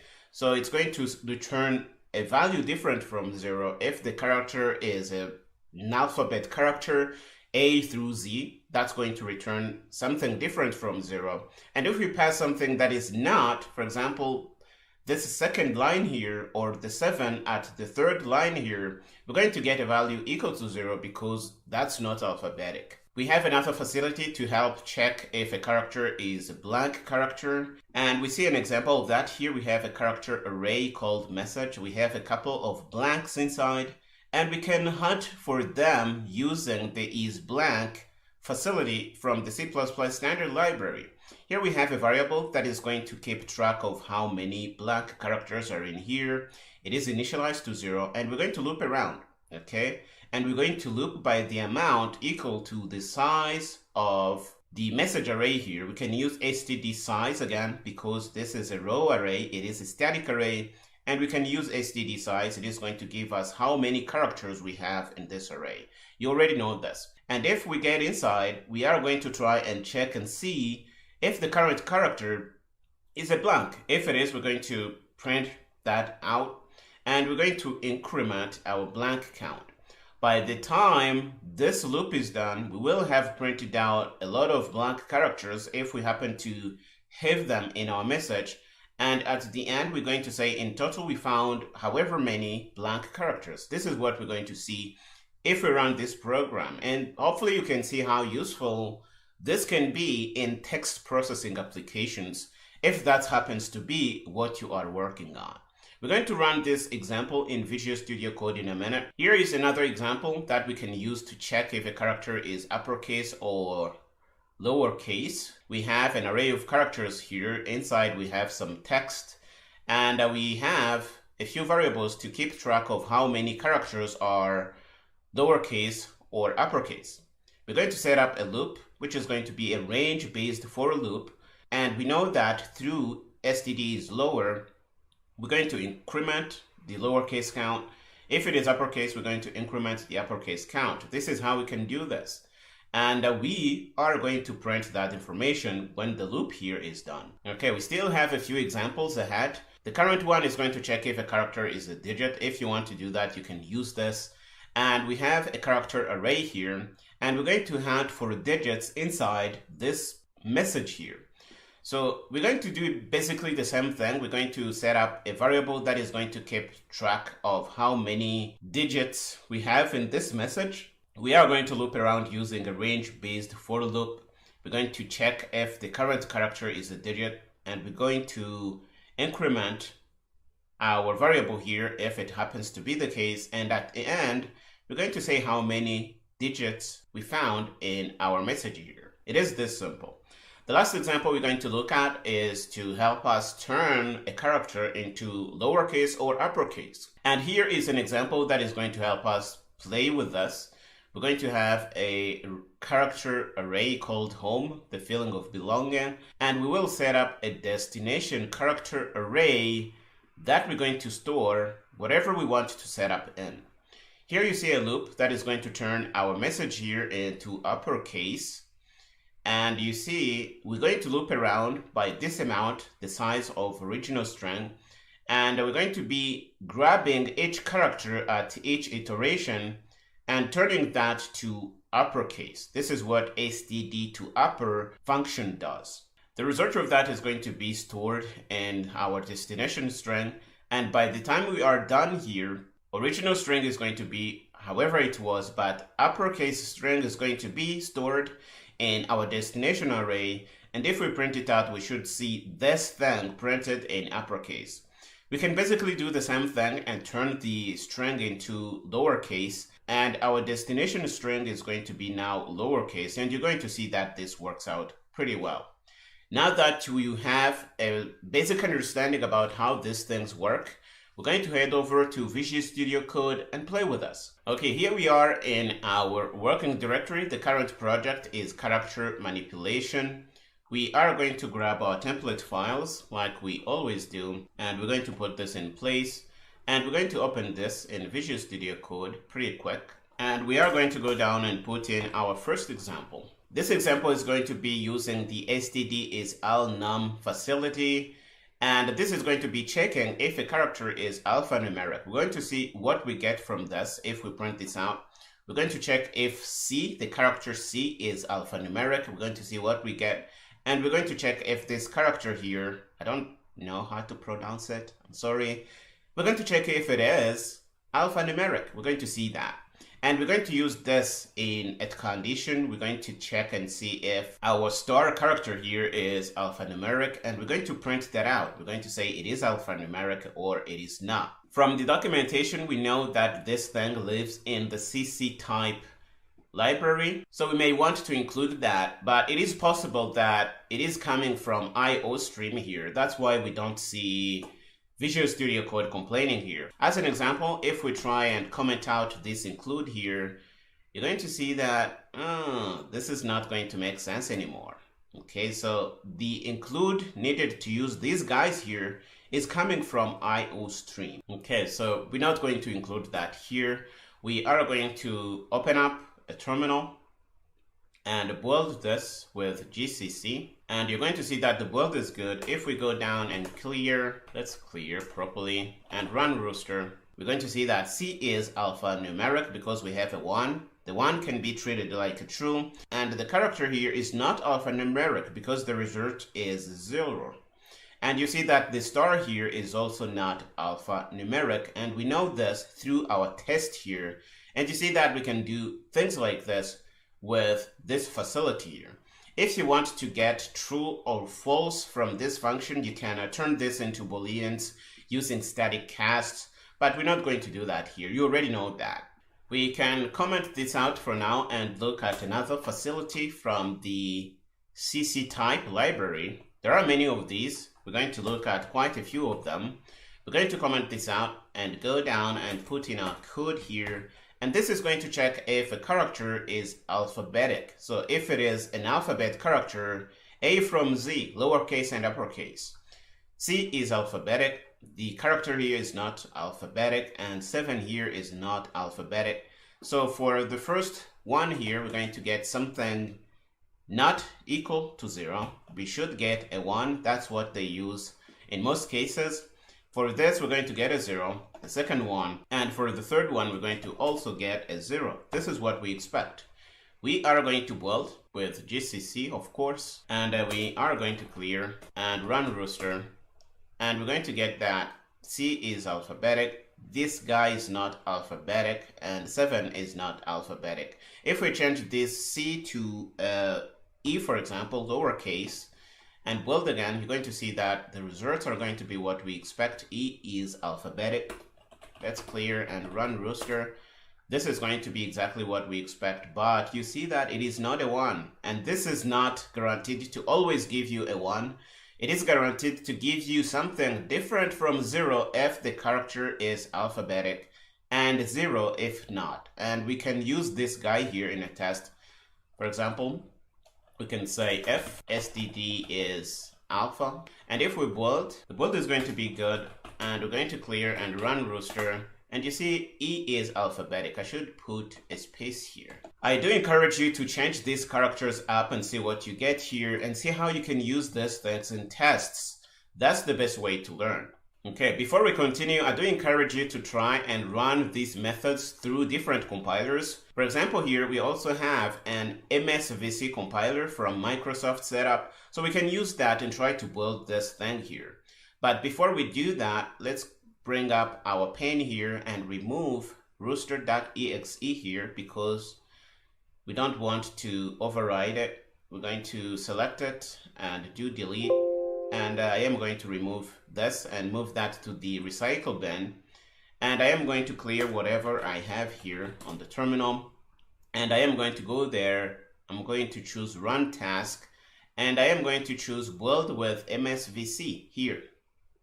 I am going to use that. It is going to build my thing. You see the output here. And we have rooster.exe here. And it should say that the build is good in a minute. Build finished successfully. Microsoft is going to give us a lot of output here, but no problem, the build is good. If we go in, we can actually check and see what we have in our folder here. You're going to see that we have these files. One of them is rooster.exe. If we run it, we are going to get the output that we expect. And you see that it is exactly the same thing we got with GCC. I am telling you to try and use different compilers because some compilers are going to flag some of the facilities from CC type or those that start with C as unsafe because there are some things that can really throw you off about them, and we're going to learn about them in this chapter as we move forward. Just know that it is a good idea to try these things on different compilers and see the errors you get and make yourself familiar with those things. For now, we're going to move on and we are going to keep using GCC because that's my favorite compiler. You can use whatever compiler you want. The next example is going to check if a character is blank. Let's close this thing and clear and give ourselves some breathing room. We're going to bring this down a little bit. And we're going to check if a character is blank. The facility for that is std is blank. And if it's a blank character, we're going to get something different than 0. And we can use that in a test like this. And if it's not a blank, we're going to get something equal to 0. And this test here is going to fail. So what this example here is going to do, it's going to count how many blank characters we have in this message here. And we're going to print the counter of that on the console using this line here. So let's go through this loop and see what it does. The first thing we do is initialize blank count to 0, and we are using an integer. And because this is a count, I think blank count is of wrong type because int can be negative. So to really be safe in our program here, we should make this unsigned or even use size t. This is better. Okay, so let's use size t, because this is a size, and size t is a good type to keep track of sizes in your C++ programs. So make sure you use size t here. And what we're going to do is go in the loop. At each iteration, we're going to check if each character at each iteration is a blank. If it is, we're going to fall in here and say that we found a blank character at this index in our array here, and we're going to increment our blank count. And by the time this loop is done, we're going to have the blank count stored in this blank count variable, and we're going to print that out. It is this simple. Now we can build with GCC. Let's do that. We're going to build with our GCC compiler, and the build is going to be good. You can clear and run Rooster, and you're going to see that it's going to say we found a blank character at index 5, 12, 20, 24, 31, 35, 39, and 42. And in total, we have found 9 blank characters. Do we have that many? Let's count. So one blank character. We have 2 here. We have 3. We have 4. We have 5 here. We have 6, 7, 8, and 9. If you count, you're going to find that we have them. And the first one is at index 5. So index 0 is H. 1, 2, 3, 4. The first one is at index 5, and this is doing exactly what we want. We can go down and check if a character is uppercase or lowercase. We can do that through an example like this. And the facility is going to be std lower and std is upper. We have a message here. We're going to loop around using a range-based for loop, and we're going to check if each character is either lowercase or uppercase. And if the test is good, we're going to jump in the loop and we're going to increment lowercase count, which are a few variables to keep track of how many uppercase and lowercase characters we have in here.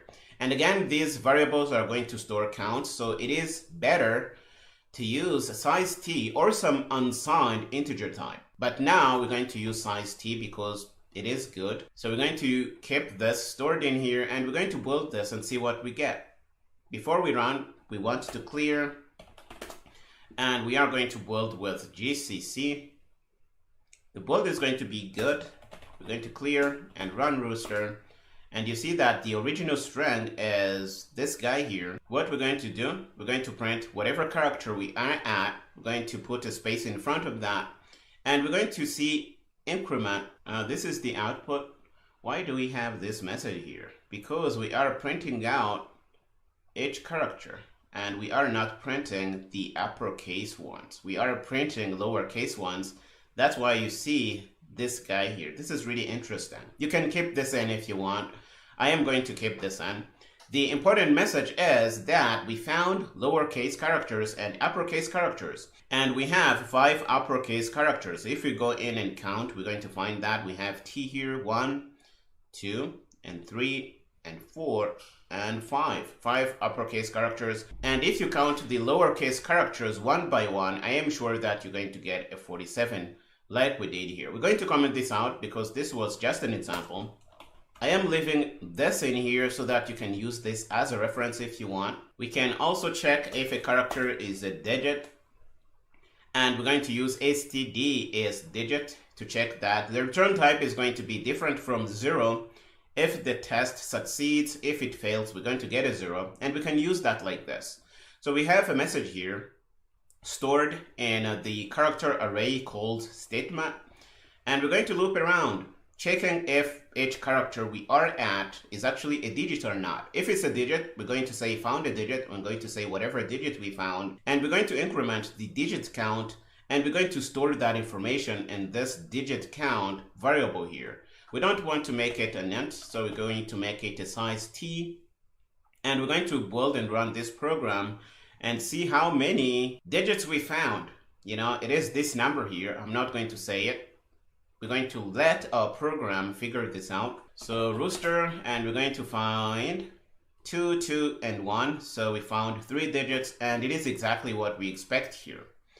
We're going to comment this out and show you another example. And in the last example, we're going to be showing you that you can change the case of a character.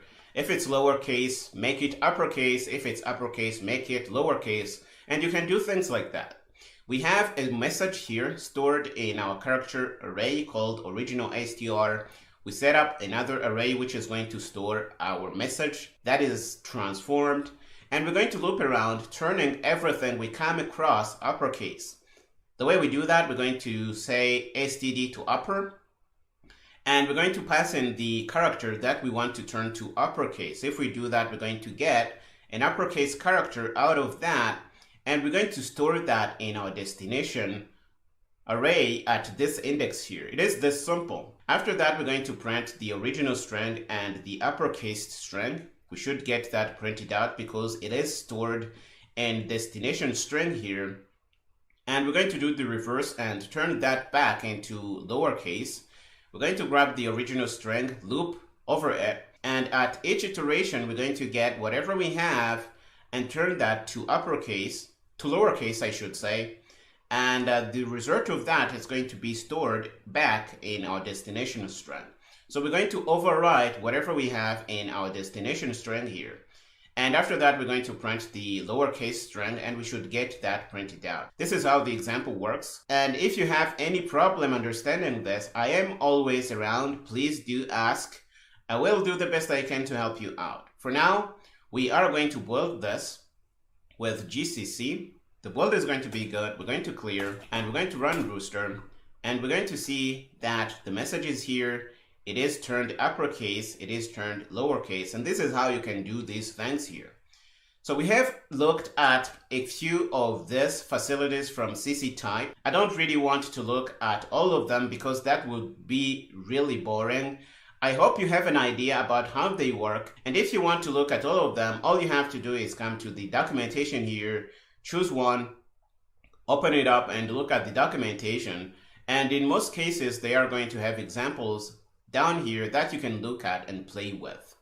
For now, we are going to stop here in this lecture. This is really all we set out to do, to play with many of these facilities from the CC type library. In the next lecture, we're going to look at how we can manipulate C strings. And by that, we mean concatenating them or putting them together, copying them out, and doing all kinds of crazy things.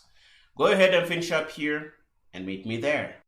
In this lecture, we're going to look at the facilities from the C++ standard library to play with C strings. All of these are going to be living in the C string library. You can go and check it out at CPP reference. And we're going to start and look at a few examples of some of the things we can do with this library. I mean C string. The first thing we're going to look at is an example of how we can check the length of a string. Here we have a character array called message1. It is a character array, and you see that we made it const.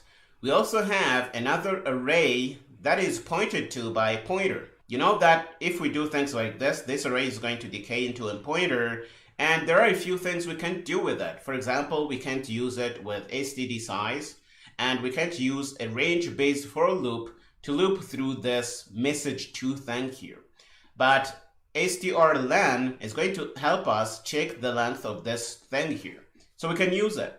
For example, if we do std strlen, message 1, we're going to get the number of characters in this string here. This is not going to count the null character though. So the null character that is implicitly added in by the compiler is not going to be counted in here. You're going to see this in a minute when we hit Visual Studio Code to play with these things. But this facility can work regardless of whether you are using a row array like this or even for pointers like this, and it is really cool. So we can use it like this. We're going to get it printed out. Please note that we can also use the size of operator to get the same thing. So it is going to work almost the same way, but the size of operator is going to include the null character. You need to be aware of this. The good thing about strlen here is that it still works for decayed arrays. So if we use it on message 2, we're going to get the correct output. We're going to get the number of characters in here, which is really cool. And we can also try and print out the size of message 2, but here we're going to get the size of a pointer printed out. Okay, that's how strlen works. It lets you evaluate the length of a string. Here is another example, and it is strcmp or string compare. It is used to compare strings. What you're going to do with this facility is give it two strings, C strings, which should be exact. And one is this guy here, LHACE or left hand string. I think that's what this stands for. And we're going to give it a right hand string. And by the way, these signatures are copied straight from the documentation so that we can look at this in one slide to make it really easy to follow. This is going to return a negative value if the first guy happens to come before the second guy in lexicographical order. So it is something like A comes in front of B, C comes in front of D, or something like that. If the two strings are equal, it is going to return 0, and it's going to return a positive value if the first guy appears after the second guy. Okay, and we're going to try it out.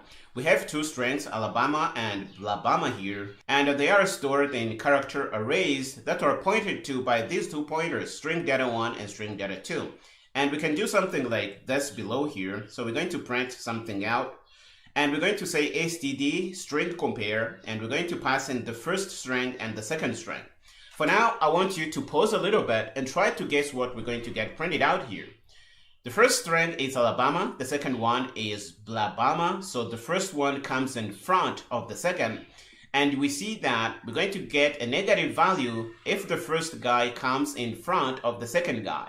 So Alabama comes in front of Blabama, and we would expect to get something negative from this thing we are doing here. And again, if we try and change them up a little bit, you see that Alabama still comes before Alabama.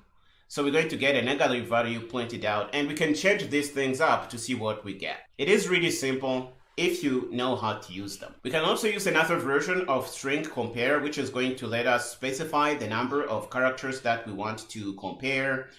We can specify that we want to compare n characters. In this case, it is 3 characters, and it is going to compare a section of the strings that you specify as a first and second parameter here. So for example, if we change string data 1 to be AAAIA and string data 2 to be AAANCA, and we are comparing 3 characters in here, so we are comparing AAA to AAA, we're going to see that they are equal, and we're going to get a 0 printed out here. You're going to see that this is exactly the case when we get to play with us in Visual Studio Code in a minute. We have a facility that we can use to search in a string and search for a character. The facility for that is strchr, and it is going to find the first occurrence of a character in a string. And the documentation for this is right here. And please note that this example is actually copied straight from the documentation. Okay, so we have a message here. It is a character array, and it is pointed to by a const char pointer called str, and we have a target character that we are looking for, and the result is going to be stored in the result character array here, and we have a variable called iterations that is going to keep track of how many iterations we did to find our target here. The way this guy works, it is going to return a pointer to what you find. If it is found, for example, in here, if we find this first t, this function here, or this facility, is going to return a pointer to this first t here. If it doesn't find what we want, it is going to return a null pointer. That's how it works, and you can see that in the documentation here. We are going to take advantage of how it works in this while loop here, and the way you use this facility, you give it the string you want to search in, and you give it the character that you are looking for. So if we look at how it works in the while loop here, we are going to call the function, and we are going to store the result in our character pointer here. And if we go inside, we're going to hit the first character here at the first iteration. So we're going to find this t here. And when we find it, the result of this is going to be stored back in result here.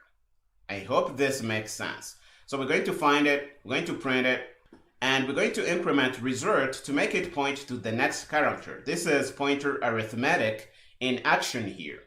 And after we do that, we're going to increment the iterations. So we should have one iteration by now. And we're going to jump into the loop again. So the string we search in is going to be starting from R here. So we're going to try and find an uppercase Tn, and it is going to find this uppercase T here.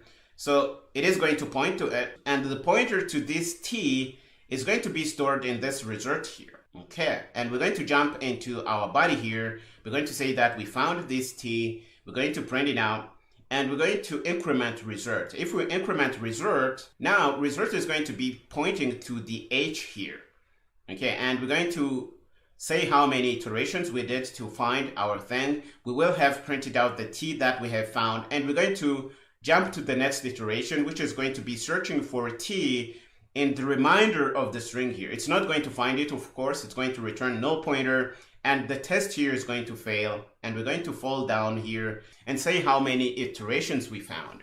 I realize this example can be really confusing. I am going to try and explain it again when we hit Visual Studio Code. For now, know that this facility can help you find characters in a string. That's the message here. There is also another function that helps you find the last occurrence of a character in a string.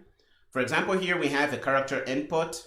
It is a path to a file on some Linux system or Mac system, and we have an output character pointer, which is going to store the pointer to the character that we found. Okay, if we find the character, we're going to store in the pointer to that character. If we don't find it, we're going to return null pointer. I think that's how this thing works. So what we really want here is to hunt for the file name in this path here, and this is really interesting. So we're going to search for the backslash, the last one in this string here, and it is going to find this guy here because that's the last occurrence of a backslash in our input string here. Once we find it, we're going to get a pointer to this guy stored in the output character pointer here, and we're going to print it out. What we're going to do, we're going to use pointer arithmetic to move this pointer to the next guy because that's what we really want. We want to print starting from the H here, and that's what we're going to get when we print this out. Now that we have looked at all these examples, I think it is time we headed to Visual Studio Code and actually played with them. Okay, here we are in our working folder. The current project is C-string manipulation. That's what we're going to work on. We're going to copy our template files and we're going to put that in place. And we're going to open this in Visual Studio Code pretty quick. Let's include C-string because that's what we're going to be using. Many of the things we're going to be playing with in this lecture are documented in this piece of documentation here. So you can come here and get more details than we could even cover in a course like this. Let's bring this up a little bit, and we're going to go in our main function and put in the first piece of code we can play with. The strlen facility is going to find the length of the string, and it's going to work regardless of whether you are using a row array like this, or even if you are using a character pointer to point to your array. And this is pretty cool. So here we have strlen message1. We're going to print that out. We're going to print how many characters we have in this guy here. We're going to also use the size of operator to try and compare these things. But please note that the null character is going to be included if you use size of here on a row array. This is very important to know. But one interesting thing about strlen is that it is also going to work if you are storing your array in something that is pointed to by a pointer. So even decayed pointers are going to be usable here, and this is pretty cool. So we can also try and print the size of message2, which is pointed to by a row pointer, and we're going to see what we get. But we know that we're going to get the size of a pointer because that's what it really is. Message2 here is just a pointer. Okay, let's close this on the left, and we are going to bring up our terminal and try and build this with GCC. We're going to do that. So we're going to use GCC to build this. The build is going to go through, and we're going to clear and run Rooster again. And this is going to give us what we want. strlen message1 is 16.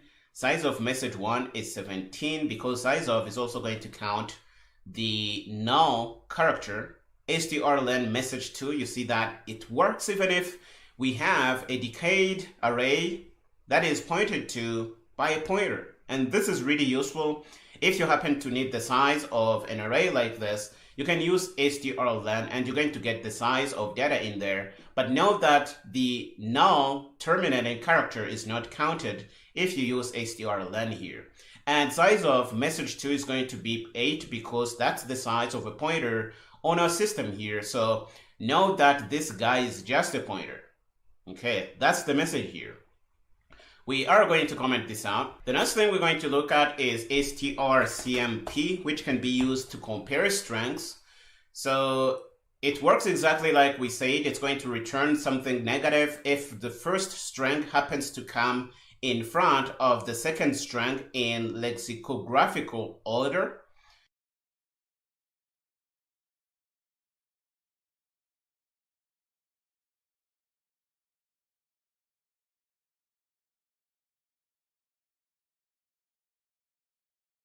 For example, here we have a few variables. We have Alabama and Blabama. They are strings pointed to by pointers, so they are C strings. And we have a couple of other strings stored in row arrays like this. And by doing this, I want to prove that this facility is going to work regardless of how your array or your C string is stored. So we're going to use that here for our C string pointed to by pointers. We're going to try and compare whatever is in string data 1 with string data 2. String data 1 has Alabama, string data 2 has Blabama. So if we compare these guys, we expect to get a negative value out of this thing here, strcmp, because Alabama comes in front of Blabama in our alphabet. So A is in front of B, so we're going to get a negative value out of this. And we expect to get the same thing in the second example here, which is going to be using what we store in our row array. So make sure you understand this, and we're going to try and build this to see that it passes through our GCC compiler. The build is good, so we're going to clear and run Rooster, and you're going to see that we get a -1. I want you to play with these things and try and change, for example, the A to a C and see what you get. Okay, we're going to try and build, but before we do, try to expect to see what you get. C comes after Blabama. So if we look at this description here, we should get a positive value because the first guy comes after the second guy in lexicographical order. So we should get a positive value for the first thing that we print here. Okay, let's build and see if that's the case. We're going to build successfully. We're going to clear and run Rooster, and you see that the first guy prints a 1 because Klagama comes before Blabama, and the second one is going to still be a -1 because we still have whatever we had before in there. Okay, this is how you work with these things. Let's turn this back to Alabama so that we are not confused, and we're going to keep working on this. In the next piece of code, we are going to try and modify whatever is stored in string data 1 and string data 2 and print the comparisons out.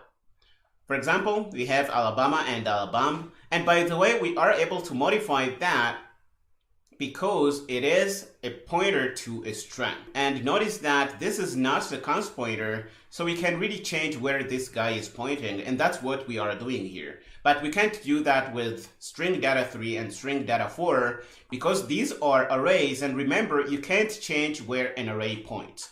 So this is going to compile nice, but if we try and do the same thing with string data 3 and string data 4, Let's do that. You're going to get a compiler error.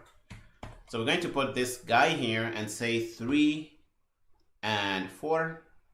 And we should see Visual Studio Code complaining here because this is not allowed. You're not allowed to make an array point to another location. And this is just another character array or const character array in memory that we want this pointers to point to, or this array to point to, and this is not possible. So we're going to get a compiler error if we do this. This is something I wanted you to know. That's why I set up this example here. So if we run this, we're going to see the first line of output here, or I think I should comment that out.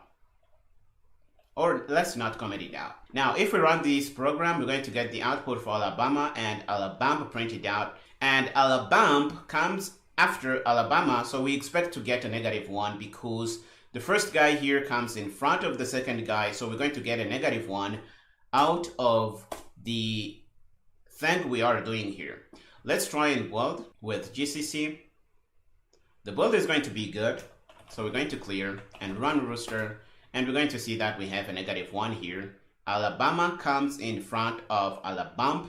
So this is cool. So we can try and put in many other examples for you to play with. I am going to do that because I don't want to type all these things. And we're going to print the result out. For example, we put in India and France. We put in Kigali and Kigali. And we're going to get things printed out here. So let's build this so that we don't waste time. We're going to clear and we're going to run Rooster. And we're going to see that we get these things here. Alabama comes after Alabama, so we get a 1. India comes after France, we get a 1. Kigali comes together with Kigali, and we get a 0. You can try and put in whatever you want. These are just a few examples for you to play with. And by now, I hope you really understand how this function works, or this facility works. So we're going to comment it out, whatever we did here. So we're going to comment all this out, so that we don't have noise output in whatever we want to do next. And what we want to look at next is this function here, which is going to compare strings in the same ways, but we're going to tell it to compare however many characters in the string. And you see that my string here has been commented out. I can quickly take it and bring it down here. Let's do that. I can't find that. Let's find that and copy it down. And we're going to find them here. So I'm going to find this and bring that down here so that I can compare these things. So let's come down here and print and put in our declarations for these strings. And you see that Visual Studio Code is happy now. So what we're going to do is compare a set of characters in these strings here. Okay, so we're going to compare any characters in our strings. So we're going to compare Allah to blah here. And Allah is going to come in front of blah. So we're going to have a -1 printed out here. But if we change the strings to AAA and AAA here and compare the first 3 characters, we're going to get a 0 printed out because the first 3 characters are equal. And again, the special thing about this function is that it allows you to specify a number of characters you want compared in these 2 strings. So you can say, I want to compare 3 strings. You can say, I want to compare 4 strings or 5. Just make sure that you don't go over the size of the string. And if you do that, it's not going to make sense what you are trying to do here. If we go down here, we're going to change n to 5, and we're going to be comparing all these things in here. And we're going to get that the first one comes in front of the second one because I comes in front of N in our alphabet. If we change the data to O here and N, O is going to come after N, and we're going to get a positive number printed out here. We're going to try and run this. So let's run the task to build with GCC. The build is going to be good, and we're going to clear and run Rooster. And we're going to see that Alabama comes in front of Blabama because we are comparing the first 3 characters. If we have AAA in here and we compare the 3 characters, you're going to see that they are equal. We get a 0. If we change I and N here, we're going to get a -1 because I comes in front of N. If we use O here and N, we're going to get a 1 because O comes after N. This is really simple to understand. Now that we know how to use the first version of string compare, this version is just going to allow us to specify how many characters in the string we want compared. So we're going to comment this out, and we are going to go down and do another example that allows us to search for a character in a string. And the method we use to do that is std strchr. So this guy is going to find whatever target you want to find, and if it finds that, it's going to return you a pointer to that target. If it doesn't find it, it's going to return you null pointer. So we set up an array here, and we store that in a location that is pointed to by the pointer to character here, and we say whatever target we are looking for. In this case, we want to find this t here. We are going to set up another character array that is going to store our result. The result is really going to be a pointer, which is going to be pointing to something valid if we find the target, and it's going to be null pointer if we didn't find the target. And we set up another variable which is going to store how many iterations we did. We should really make this an unsigned integer or size t, so let's make that here. And we're going to loop here. So the first time we loop in here, we're going to call this guy. We're going to say, I want to find a t in result here. And the result is going to be pointing to this thing here because we did the assignment here. So it's going to go in and try to find a t. It's going to find the guy here at the first index. And the test here is going to succeed. When it succeeds, it's not going to be equal to null pointer. It's going to be pointing to a valid pointer. And it's going to succeed and return the pointer to be stored in result. After this guy returns, the pointer is going to be stored in the result here, and that's going to be a pointer to this t, and we're going to jump in the body here. I really want you to understand how this thing is going to work. Once we get in the body, we're going to say, we found our target. That's going to be our t, print it out, and it's going to start at this location. Okay, and we're going to print starting from the t here, because that's what our result here is pointing to. After we do that, we're going to increment the result to make it point to the next character. If we do that with pointer arithmetic, now we're going to be pointing to the r in here. I hope this makes sense. And we're going to increment our iterations. So we're going to say we have done one iteration, and we're going to try and run this again. And by the time we get in here, we're going to have this string here in which we are searching for a t. And a t is going to be found starting at this second t here, the there here. And it's going to find it. It's going to store the pointer to it, to result here. Or I should say, the search is going to be successful. So we're going to find the pointer to this t and return it from this function here. And the pointer is going to be stored in our result pointer here. We're going to jump in the body, and we're going to print we found the target starting at this t. We're going to print that out. And stdcout is going to print until it meets a null character. So we're going to print this thing through the end.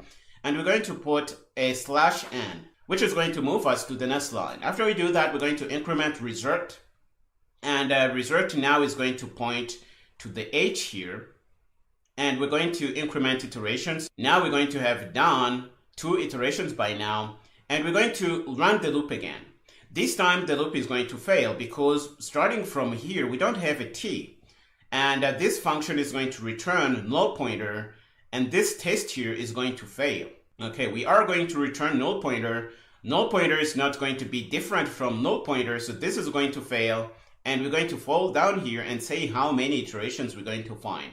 So in total, we're going to do 2 iterations, and we are going to find 2 t's, and we're going to print whatever we find here. Make sure you really understand this. And I put in this example on purpose because it is a little complicated, but it is going to really bring your game up in how you use these functions from the C++ standard library. And you really need to know this. If you have any problem with this, be sure to ask me. I will do the best I can to help you out. So we're going to build this and run this. We're going to build with GCC as always, and we are going to clear and run Rooster. And you're going to see that we are looking for t. We are going to say we found t starting at the t here. So we're going to say tried. Okay, we're going to print all the message out. And the second iteration is going to find t starting at this location here. And we're going to do 2 iterations in total. We're going to comment this out. And again, if you don't understand this, please go through it again. And if you still don't understand, be sure to ask me. I am going to do the best I can to help you out. And some of you might be asking, Why did we go through the trouble to store this guy in result? Why don't